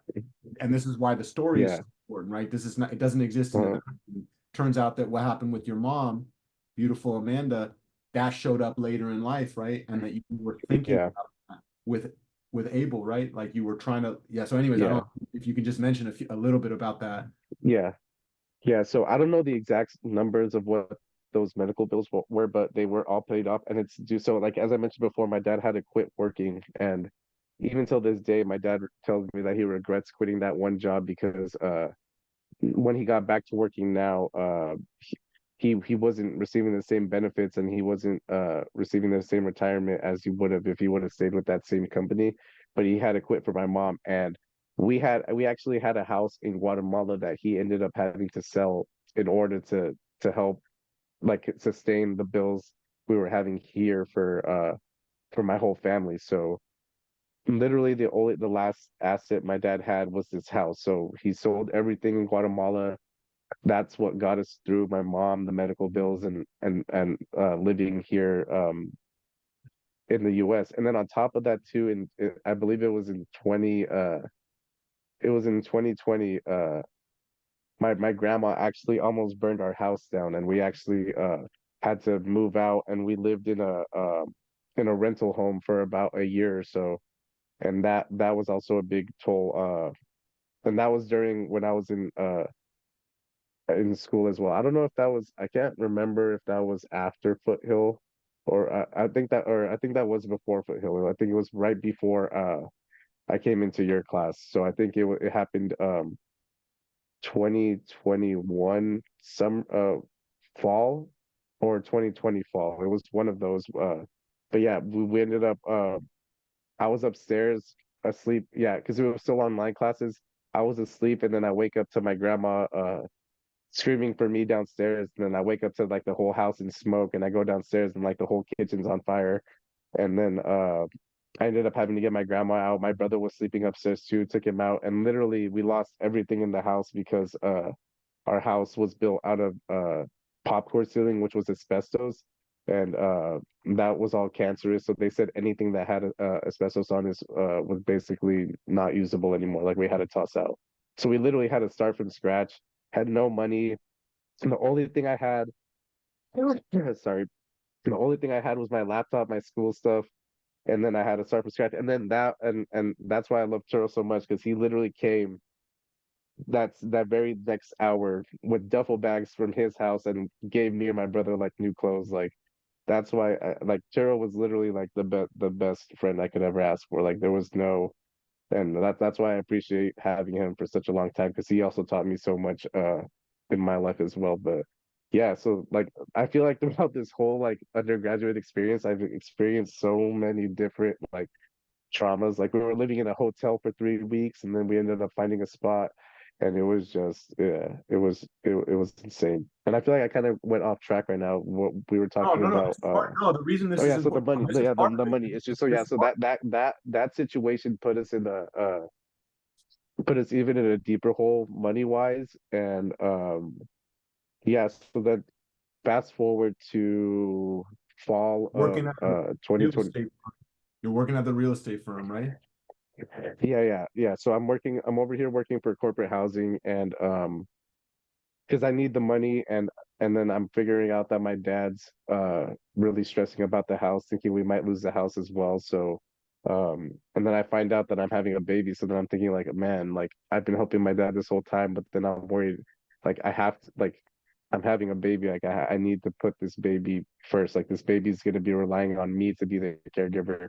So then I'm over here stressing, how can I help my dad still? How can I help my family still? How can I help my girlfriend still too? Like it was just all trying to juggle everything. And then we were talking about different ways of making money, and I think that's when you introduced to me the to start looking into scholarships, and I was like, okay, I'm all ears. Like I'm willing to do whatever it takes. And at that time too, we had new management in that company, and since I was with that company for almost 5 years, like I was really the guy they leaned on. So my schedule was very erratic. It wasn't constant. Like there'd be times where I'd go to work from 12 to 5 p.m. and then I'm driving from the Silicon Valley in like an hour traffic back to Newark. And then right as I'm about to get to the warehouse, I get a text from the manager. Oh, there's this client that really needs this today. Like we can't wait till tomorrow. Can you go back to the Silicon Valley? So like there would be days where I think I'm getting off around 5, but then I'm end up getting off around 9 because I have to go help out and do extra things. So then it was really starting to affect my schoolwork. And then it got to the point where I remember that I ended up this was the first exam that I failed since your class. And then once that happened, I told myself, okay, I need to find a way to quit this job but also make money, or else like I know I'm gonna end up like not flunking out, but I know that I'm not gonna get the outcome that I want in these classes in the future. Because I was I think that was semester 1 or semester 2 of my when I Real first got estate. into San Jose State. Yeah, Yeah, I and want to call out loud. Go, yeah. go, go. No, yeah, I was just gonna say like, and it's not community college. Like it's $4,000 a semester. Like I can't just fail classes and then think that I'm gonna be doing well. Sorry, this is my son Ricardo. He's just coming. He wants to make sure he can play video games later. At some point, I'd love you to meet him, No, dude. yeah, that's great. That's great. I want him to Yeah, grow up. At some point, you'll meet him because I want here. yeah, yeah. When he gets older, he's not old Definitely, enough right now. I'm talking about scholarships, but honestly, there's a part of me that when we film this, I cannot wait to have my kids watch as they get a little bit older and they start understanding the world, because having adult role models, and I look up to you, and I know that I hope these kids have a chance to get to know your story a little bit. Um, yes, yes. so yeah, So yeah, I would love it. sorry, go ahead. So yeah, and I think this was like so I took a big leap of faith in this process because I wasn't just transitioning to quitting a job. Like I quit this job when Stephanie was 5 months pregnant into Yeah. into We're gonna slow down a little bit. Slow down a our little bit. pregnancy. Can Yeah, we go? Can we go back a little? 'Cause yeah, I remember the day that happened, right? And this is yeah. so point being, there's what we're talking about right now is systems of oppression. Grading is a Yes, system of oppression. The way that we fund school is a system of oppression, right? We specifically do not collect taxes from people like Elon Musk and Jeff Bezos so that they can own a rocket company and a third yacht that won't fit under the bridge, so that amazing students like Daniel have to worry about student debt and have to worry about paying rent.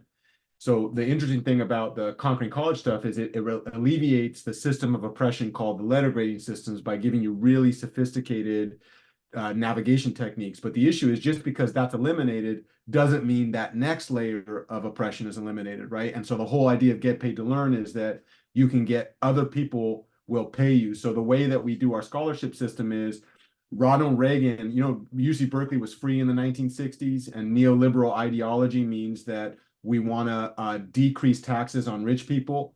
And then when that happens, we gut tax bases of local schools. So now people have to, and this is why community colleges are so important. This is why I wanted to be at the community college space, because it's a democratic space, right? It's low tuition for a way better education. But the reality is you're telling this story. And well before I had met you, I had put the Get Paid to Learn project is once we've eliminated the threat of school and you're doing really well in your classes, let's start getting you paid to learn, right? And so, Hmm. because I knew your story and because you have been so authentic with me, I could kind of hear where you were at. And so we started, I think, I guess it was with the internship that Marissa set up. And then that summer we had spent time over the summer talking to each other. Yeah. And that's where we started to get you to apply for scholarships, right? I have a Uh-huh. whole Get Paid to Learn curriculum. The one thing, Hmm. how many books did you read? I was like, Man.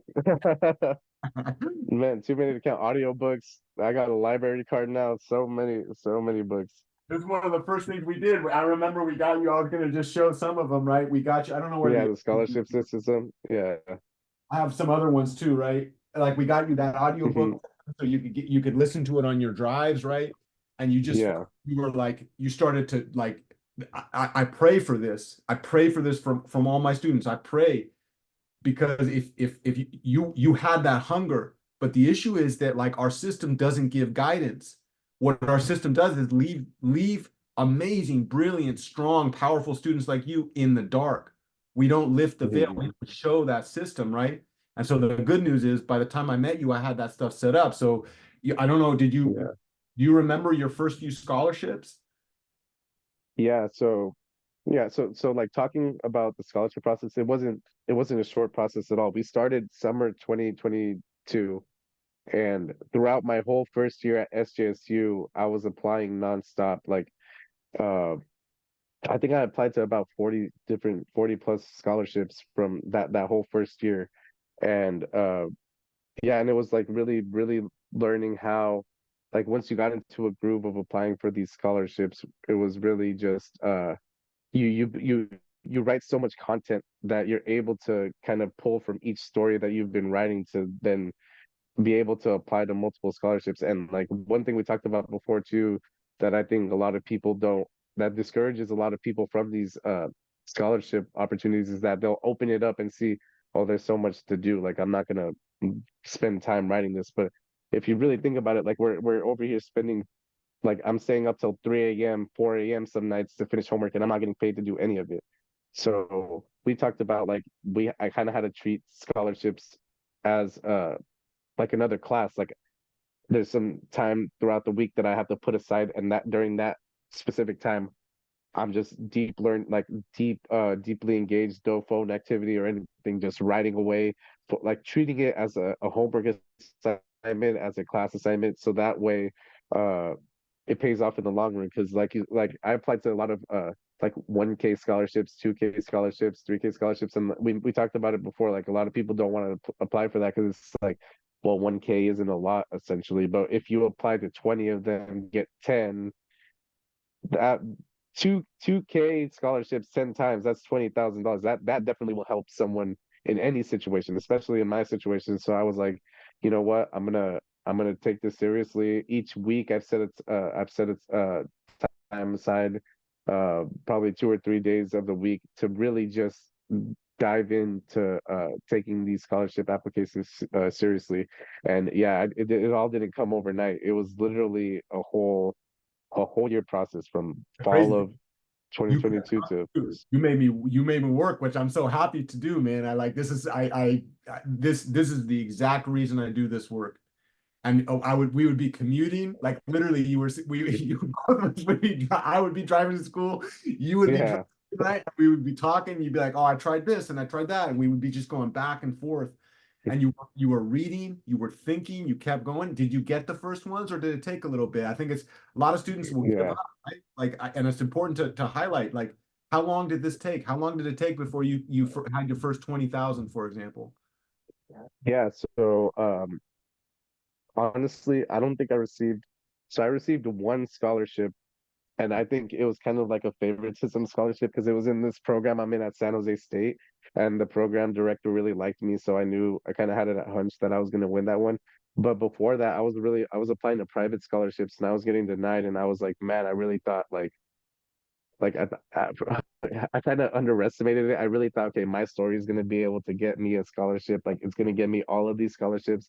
I'm going to be able to build up so many like build up different scholarships to where I'll be fine. But it really was the opposite. Like I was getting rejected a lot. I applied to over 40 and I think I only got 8 of them. But the 8, man, those 8 gave me the ability to quit my job April 2022 and or April 2023, and ever since then I've been just able to focus on school. And like it's crazy because like if you think about it, I've been able to quit my job and not work while still having a daughter and being still able to live financially well, and it's due to this fact that I put in that year of work in those scholarships, and now it's kind of like just muscle memory. I keep applying and I keep getting these scholarships, and I did something that you said you didn't do before, but I took a big swing and applied for one of the big scholarships, and I actually got accepted for it. And it's concurrent. I get that scholarship up to 3 years, which is huge. Like it really did. That- It's really helped me a lot in a sense. And now since I don't work essentially, I'm considered to fast for like the lowest class of the working class. So now I'm eligible for my Pell Grant, and like even though I'm getting all of this scholarship money, I'm still considered a zero. I'm still considered like to fast for bringing in $0 from working wise, so that still gives me the opportunity to receive the full financial aid that I wasn't receiving before. I had the lifetime eligibility Pell Grant, and I have up to 600%, and each 100% is a year. The last time I used it was when I was at Dominguez Hills because I wasn't working, so they I was eligible for the Pell Grant there. But once I came back and I started working, they said I wasn't eligible anymore. So once I quit my job and I was able to live financially off of the scholarships, they ended up giving me the Pell Grant back, which is now what I've been using the last year Good, um to pay good. my tuition. So I want to call out two things real quick, just because I think it's important. So let's do numbers because that's how we excite students. Yeah, yeah, Honestly, yeah. so what's your biggest one-time scholarship? Like It was not one day, but like that big one that you got, was it 30K or 18K? yeah, 18K, but it's split up into 3 years, so it's 6,000 per year. Yeah. And then I think it's important because I remember that leap of faith. One of the things that I have appreciated about you, this is what when I show up in my job in this work, right? And this is really spiritual work because we're talking about the future, your future, and that is a Hmm. very and your purpose, right? And every dollar that you make is a dollar. We haven't even talked about like the vision that you have for your career, why you have that, Hmm. how that's related to Arturo, how it's related to your beautiful, amazing mother, Amanda, and when you get Hmm. that, how that money helps you and Stephanie and Kaeli, right? And I think that's so important because we're not talking about, this is not about greed. Like when I always say to my students, don't take more than you need, because every dollar that you take that you don't need is some dollar that somebody else could take. But in your situation, I mean, do you have a sense of like what your number is? Is it 70K, 80K? Yeah, so I accumulated about it was like less than that. It was around $50,000 that I accumulated in scholarships. Yeah. But you're still And then going at now yeah, and then I've been applying now. I've been accepted again for another one that the McNairs they're giving me another scholarship again for that project. I'm getting the Latinos in Technology one, and then one that I got rejected for last year, which is a Hispanic Foundation Fund one. I became a finalist for it. this time around. So yeah, that's the one where we were kind of like they were asking you to make that account. Yeah, I'm like, what the and hell it are you was guys just like yeah. doing? Yeah, so I've literally been I've still been applying, I've still been receiving some. I just reapplied to like if one advice I would give to anyone listening, like if there are private or there are scholarships offered by your school, and I definitely feel like you should apply for them. Like I applied for 20 again this cycle around for the College of Engineering, and last year I received five. So this year I'm hoping to receive at least three or four. But yeah, it's been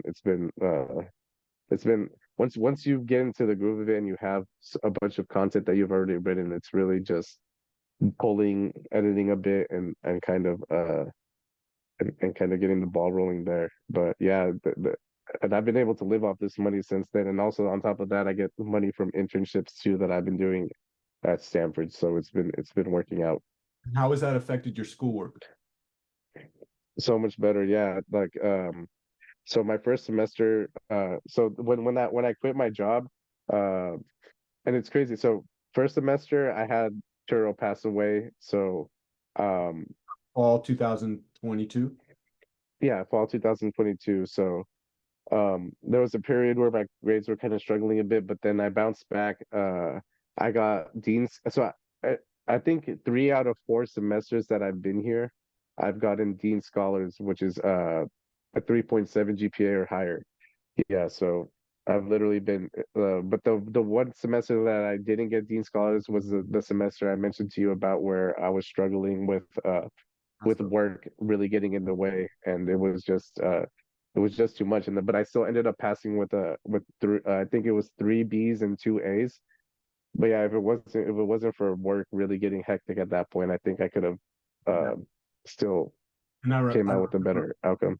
we can talk a little bit about, I mean, we'll try to wrap up a little bit, but this story is so powerful, and I do want to kick back to how you've developed purpose, because the next level, so conquering college, get paid to learn, and then the one above that I call from the classroom to the bank, which is how do you transform the work that you do in your formal education to align with your longer term vision for what you want to do in the world? And then how do you align the money that you're making to be able to fund that thing, right? But I do want to Yeah. talk about today. I remember that when you were at that crossroads and we talked about it's funny because when the scholarship applications are due, are they really flexible on those due dates? No, no, they're Yeah, not. yeah, Yeah. when the payment's supposed to be due, you want to talk a little bit about what happened because this is a good. Yeah, with the payments, all of a sudden, when the payments do, they start talking about, oh, there's an extension, oh, extension here, oh, extension there, and it's like, and I think that was one of the issues that I ran to at the end, because we always talked about like I need to have a backup in case, because like I think I dealt with that so much. Like it was literally like they would delay the payment, and then also my school was taking a while to disperse the money too, and it was Yeah, just too much. And actually, last semester, I don't know if I told you this, but I made too much money that they were gonna hold some scholarship money from me, and I had to go in there and rework my federal work study so that way I was eligible to get the rest of my money. Because I saw the money get deposited into my account, I was like, wait, I got way more money than this. So I went to go talk to them. They're like, oh yeah, you actually maxed out on the amount of money you could get per semester. And I was like, I didn't even know that was a thing. Like I thought I could just get as many scholarships as I wanted, and I would be able to receive it then. But yeah, so I had to go deal with that, and it was just like, and then that delayment and that process pushed back my money like another month and a half. So it was really just like these delayed, like when they have to pay you, you have to really be prepared and have a backup just in case, because chances are the day they say they're going to pay you, it's probably not going to be the day they're going to pay you. yeah. But when tuition's due, they literally take it the minute midnight hits. How that works, huh? That's the crazy thing. Yeah. So I want to highlight two things. Number one, you one of the major lessons that I share as we're going through this process, like not all students are able and willing to do the amount of work that you do, but I've had many students. Henry was the first guy that let me do this. Yeah. You're the Yeah. first guy that's let me gone through. We're all three projects. Like we're Hmm. into all three projects together. You know, I'm hoping that we can support you through that NSF GRSF thing. Hmm. There's more work that I hope to, you know, to earn the right to support you through. But I do want to highlight this idea that one of the primary lessons that I think is so powerful is to build, you know, high performers build coaching teams. And I remember at one point getting you into financial aid, right? If you can talk a little bit Hmm. about how important those relationships are. and how much expert guidance you've gotten through the financial aid teams that you've built. Yeah. Yeah, I think that was, so we always talked about that too, because I would tell you like, oh, I emailed them, I emailed this, and but then one thing I didn't realize that I feel like is it's pretty obvious is like these financial aid offices have maybe 4, 6 people working in them at the most, and they have to handle tens of thousands of students in the whole system. So, like, for one thing that really started to help me was going to show face and going to show them like and kind of explaining to them my story. And not just like the very first person I meet, but once I meet the person that I felt was actually listening to me and actually taking into account what I'm going through, that's who I started to share uh everything with. And that's when they were the ones that started to be like, oh, well, there's this scholarship, I don't know if you've heard of this, you should apply to this. Oh, there's this opportunity that you should look into, I think you would be a good fit for it. And that's what started to open up more opportunities and more money for me, because I feel like people think these people are evil, but at the end of the day they all want to help us get to where we want to go. But when it's 6 people handling tens of thousands of students, like they can only do so much. Like if it's an email, they're going to reply with a short reply if they even have the time to do that. So I think going in and making these relationships with these with the kind individuals in the office was really a huge part in why I was able to get more funding and why I was able to fix a lot of these funding errors that I was facing throughout the time. Yeah, And I I want think to I call think out it the was system. great. That's part of that system of oppression, right? Because they're underfunded. And when you show up, like I talk about high performers build coaching teams, but there's a difference between Steph Curry and us. When Steph Curry doesn't show up to his practice, Steve Kerr comes to his fucking house in a helicopter. When we don't show up to the trade office, their life gets easier, right? And it's so important to Yeah, recognize that work and show up and advocate and really build those personal relationships so that they can help you, but you're not putting a burden on them. You're not, because they're overworked and underpaid and understaffed, right? And so when you show up, you're using your physical body as a mechanism for advocacy, right? And you've done that really well. You let me coach you on that, and I would ask how that system worked for you. no, yeah, I think it worked really well because I think that's it got me more scholarship opportunities. It also gave me like now like I don't know if I feel like it did play a role in it, but I get quick responses now. The people that I know in there, like when I respond to the financial or when I email the financial aid office as like a whole, like the to the general email, they respond rather quickly, and it's someone that I already know, so they know me on a personal level, so they understand and they literally go through and fix my like whatever issue I have right then and there. So I think showing faces and building that personal connection helps because at the end of the day, all they want to do is help. But if they're limited on that help, they're really gonna probably only help those who come in and actually build this relationship with them. Because like I think it's different if we're building this relationship, I see you face to face, and now we have a strong connection versus just a screen with an email. I have no connection to this person. Like it's easy just to respond and give them the general response that they would. So I think if you're able to go into the financial aid office, build these relationships because in the long run it's going to help you out tremendously, especially and also too like I learned a lot of things that I did not know about prior before like scholarships and all these other opportunities and how to get extra funding and stuff. So they really did help me in that sense and actually have helped me a lot in really building like in the building process of my scholarship applications and everything. Like they really taught me a lot. So two things, and then we'll go over to the next steps and where you're at and what final ideas. But I do want to highlight the idea that when the payment is due, it's not always there. And we talked about those three accounts: the checking account that you have forward facing, Hmm. pay out and collect in, the security account, and then the Hmm. the dream account, the account that allows you to plan for the future, right? Do you want to talk a little bit Hmm. about how you navigated that and some of the structures there? And because when you pulled that trigger, I remember when you quit the job, man, you did, it was like the Indiana Jones where you step off the cliff. And I think your Hmm. pattern was like a month or something like that, right? Like you, Yeah.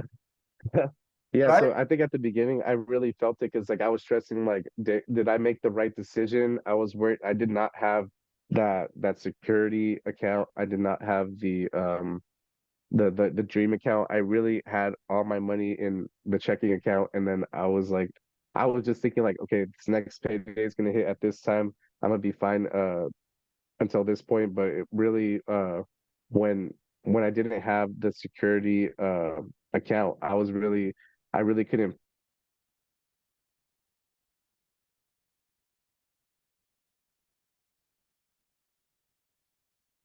focus on school that much, because when you're just worried about money, I think it really can be present in the moment, especially. And I didn't want to be like that. So once I got past the first delayment of payments, I started to realize, okay, I need to build this security account so I could have a savings that's up to 6 months.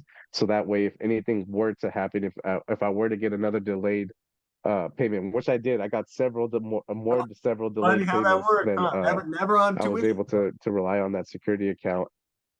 That- Yeah, never on tuition, never on tuition. But yeah, after that first period, I think, but it was a learning process. Yeah, I think it was like trial and error. If I could go back again, I would do it the same exact way, because it's brought me to where I am now, and like I survived it. I got past it, the annoying waiting and everything, and I think now, like I've I'm following your system of having that security blanket, and then also that extra money where now I could start paying towards the debt that I have now. So when I graduate, all I have is this big beautiful PhD. I gotta focus on the not like a bunch.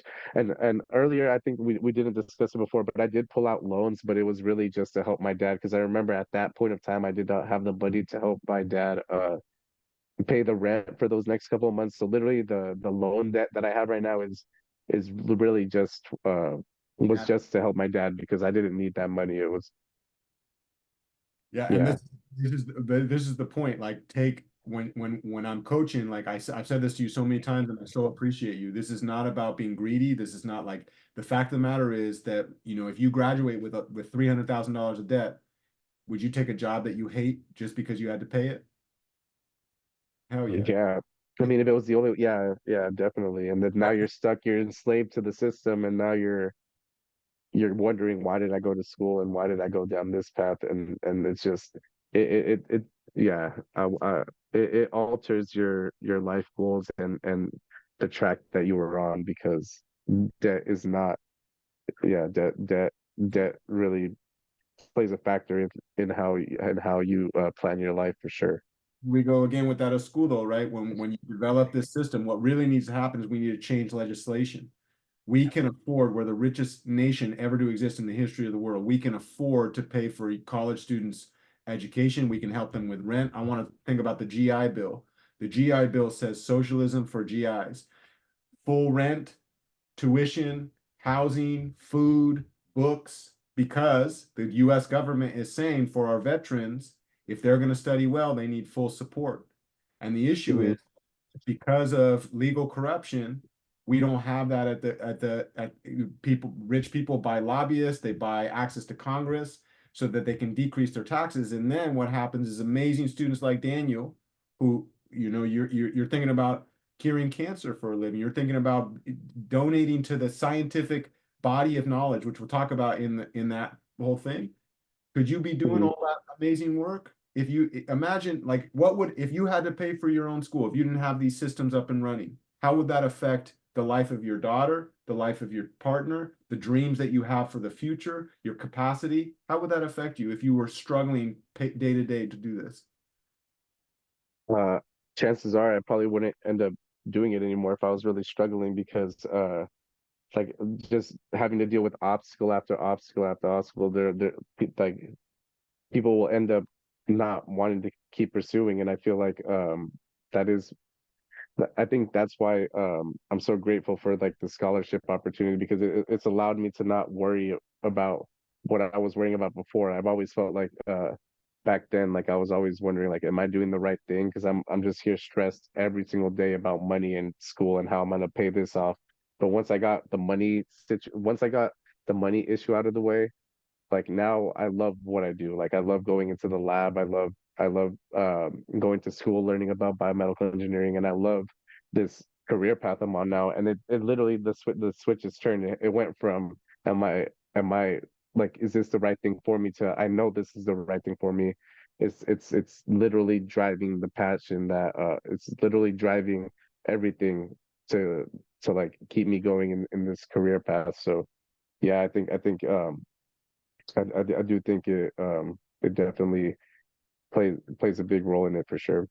Yeah, and so I just like I want to say that out loud and just call it out. And uh, so it's the point being, so you got to the place where you dominating school, you've got been able to pay your own bills literally through the get paid to learn systems that you've built. And these are your systems, by the way. I know I did a bunch of work on my end, but the fact of the matter, you did all the hard work, brother. You've allowed me the opportunity, but you're the one applying. You're the one making that happen. So anything that I do, you have customized. And I always say this: whose systems are better, mine or yours? I feel like I'm forced to say mine right now. But yeah, you have to say Yeah, yours because your yeah, systems are for.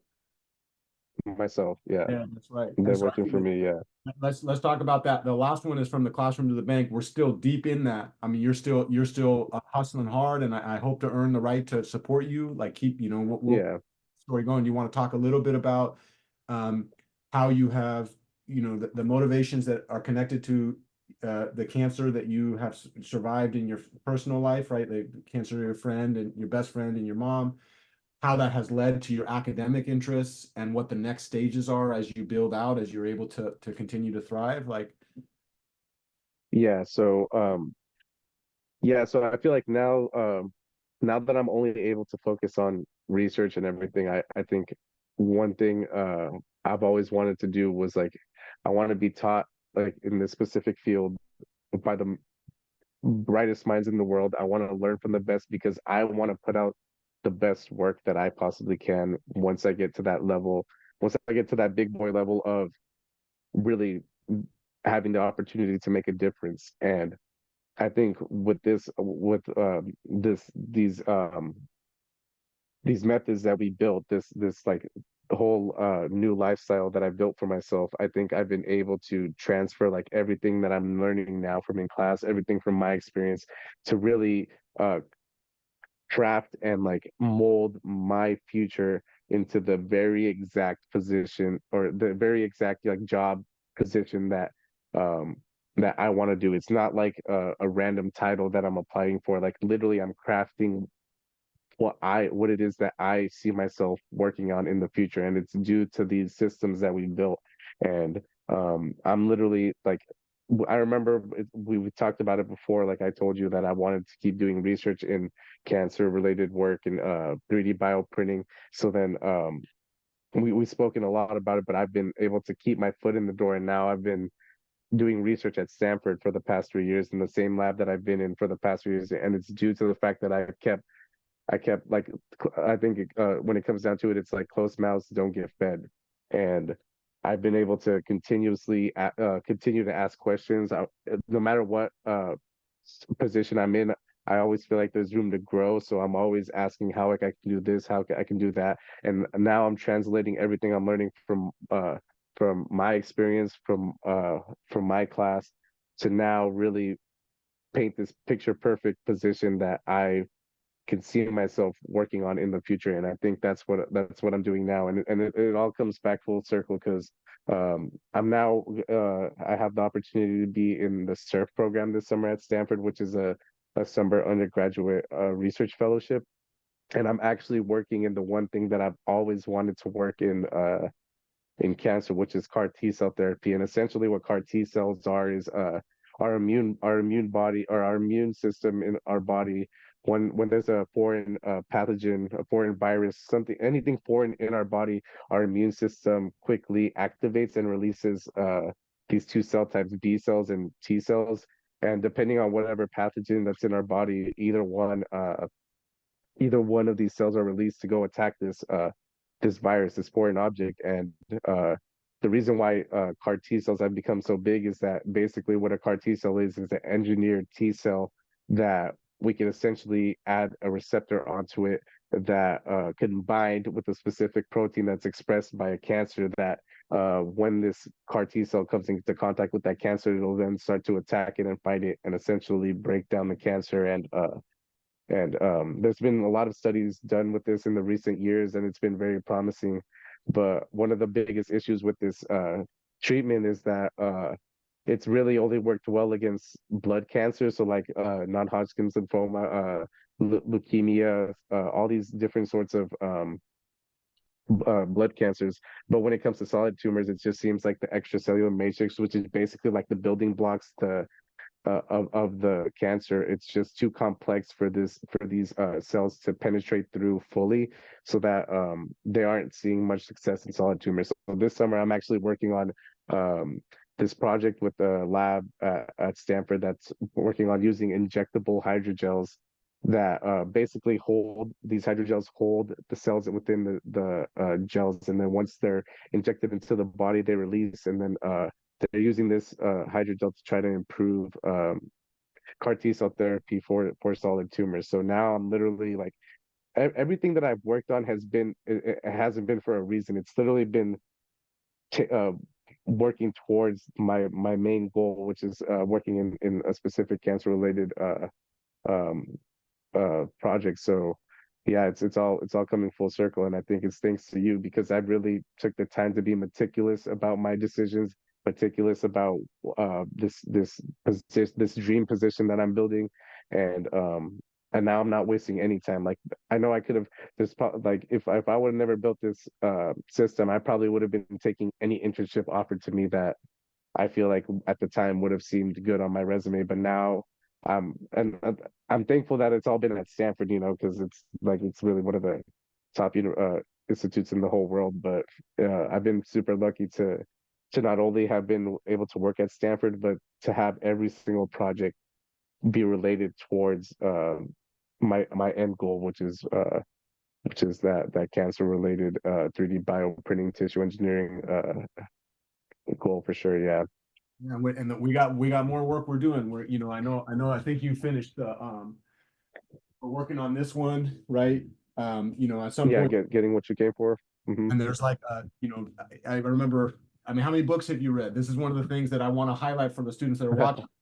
How many times you come in, you come with a problem, I'm like, read this book, and then 3 weeks later, you're like, I finished that one. What's next, right? Yeah, I don't know if you can see, but like all my books are like literally right here. All the books that you just showed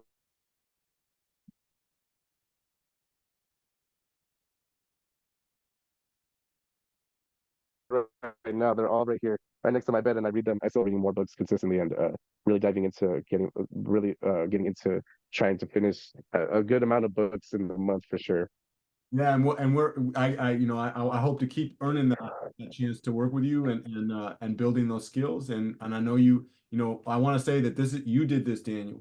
Like this is I appreciate and respect the humility, and Mm, I know and I that my appreciate it. Yeah. but I always say to my students, I want to get to the place where you tell me you're fucking fired, Jeff, because at that moment, what it means is that Hmm. your success, your ability to grow is not dependent on our relation. That doesn't mean we stop talking. It just means that you have the capacity to do everything that you want to do, right? And you're there already. Even still, I hope to keep earning the chance to work with you and supporting you because I know how hard this is. And one thing I think a lot about is lifting the veil, right? How many of these Hmm. things, had you known them earlier, you could have done this so much easier, right? Yeah, yeah. If I would have known this a whole long time ago, I would have been doing this way back then. Because I think we had this talk before too, how like going back to like my old baseball days, like in baseball, since it was such a big part of my life, I've never had a true mentor in that sport. So when it came to school and when I came back, like I told myself, if there was ever an opportunity I had to have a mentor who was willing to like go to bat for me and really pour their 100% into me, I was gonna listen to it right away because I know that the best advice you can take from someone is from someone who's in a position that you want to get to. So, it'd be foolish of me, like you said, to not take this advice and not be coachable in a sense to really listen to what you have to say, especially if you've done it before. Like there should be no reason for me to not listen to you and to not listen to everything you've been showing me. And like I said, it's been paying off, and I think it's it's a good combination of both of us because I know I did all the work, but I would if you're the one who lifted the veil and it was up to me to do the work. But if it wasn't for that veil lifting, I probably wouldn't be. I'd be lost in trying to figure out still what system works best for me for sure in this whole process. Thank you. Thank you for this opportunity, Daniel. It's a pleasure and a treat, and I'll be there always, brother. You got that. You're part of my family. You have helped me pay my bills, and I feel very blessed right now because I'm an old man that's balding, and when I say shit, my students, yeah, yeah, yeah. But to recognizing that, and I guess I would end on that. What advice and words of wisdom and thoughts? Because my hope is that future, I work with 120 students a quarter, 360 a year, and they don't know they don't know me. They don't know what, I'm weird, I'm kind of old, I'm balding, right? And they don't know this story, right? They don't know, and this is crazy because I do this with many students. This type of work I do Mhm, across many students, not all of whom I get lucky enough to get on YouTube. And so I guess I would just say, like, what advice would you have for the next generation of students in general at community college, and then also specifically folks that are working in my classes, on how to take advantage of this situation? So let's start in the general advice, like stuff that you would share with them and ideas and. mhm. Yeah, so I think one thing I would mention is really getting away from that idea that, in community college it's because I think what a lot of people think is like, okay, community college is in my end university, so I'm not gonna invest in the people there as I am gonna invest it wherever I transfer to, because then wherever I transfer to, I'm gonna get that degree. I'm gonna be able to build a community there. I'm gonna be with people with my similar major. I think really getting to know people in the class, because the reason why I feel like now why I'm doing so well in class too is because of the connections and networking I made with all these other people in class. So I think that's one huge good piece of advice that I would give. And I also think too, like, always go to bat for yourself, even if you don't. I think imposter syndrome is a real thing, and I think I experienced that for a long time. And then literally, like, when I was in the middle of my imposter syndrome, I got accepted into that internship, and it was all because I gave myself a shot. And I think a lot of people will be surprised. A lot of people will be surprised at what the outcome would be if they would just give a little effort and really give themselves a break, and actually give themselves the ability to trust themselves in a chance to actually be accepted into an opportunity like I did for SLI. So, but as far as for your students, I think if there's one thing they could take away from this video, we met 2022 and now it's 2024, 2 years later, and we're still, in the thick of this whole process. And I don't want it to end. Like, I know you said that you'd hope that I could fire you one day, but like I said, I think I could keep growing every day, and I would love for you to continue to go on this journey with me because you were a big part of it. And one thing for me is, like, when I make it, I don't forget about who was there for me along the way. I think that those are the most important people in my life. So I think, if there's a student who's a bit skeptical about your teaching or a bit skeptical about trusting you, I think if anyone's listening and is feeling that way, I think they should take away from this and really be like, man, you've invested not just one quarter in me, but you've invested years in me and actually have taken the time, because we're meeting outside of classroom schedule. Like you said, like, I'm commuting to school. You're literally allowing me to call you at 8 a.m. in the morning on Tuesdays, Thursdays to talk. There are times where I reach out to you like at night, like around 10, and then you text me right away and you're like, well, let me give you a call. I'll tell you this right now. And I really think, like, I think professors like you are rare to come across. And I think if anyone's ever feeling skeptical about it, I think this should be the reason. This should be their um their sort of turning point in really trying to give you a chance to let them in helping them improve their situation. And also too, like, if you feel like your systems, your methods have not been working, I definitely feel like I encourage you to go and fully immerse yourself in this new system, because if it wasn't working for you then, you shouldn't be scared to try new things to try to make things work now. And yeah. Thank you. Thank you. You let me work you hard today, Yeah. man. Let's go get I some know, I dinner. know. Let's get I some haven't dinner. Let's talked that. get some dinner. We'll end it here. Yeah, yeah. Thank you for all you listening at home. This is what community colleges bring. And this is what Hmm. happens. Our national GDP is lower because of how we deal with students in school.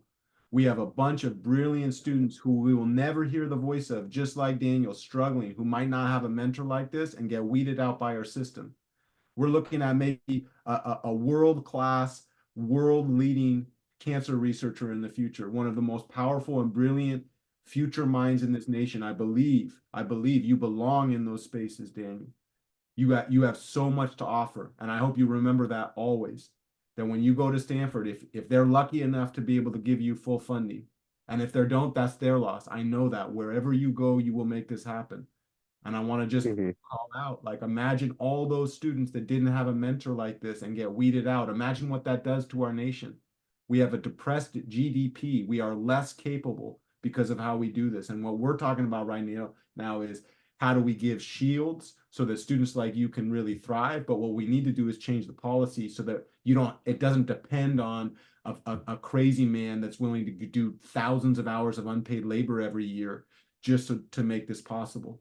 That this can be a byproduct of the system, not in spite of the system, right? And so I just like Hmm. thank you so much. I look forward to future parties, and maybe we end the interview. Yes, yes, yes, yes. Sounds good. Thank you, Jeff. I had such a good time talking with you, even though we went over an hour. Like we always do that, though. Yeah. It always ends up Mark going that orders, way. right?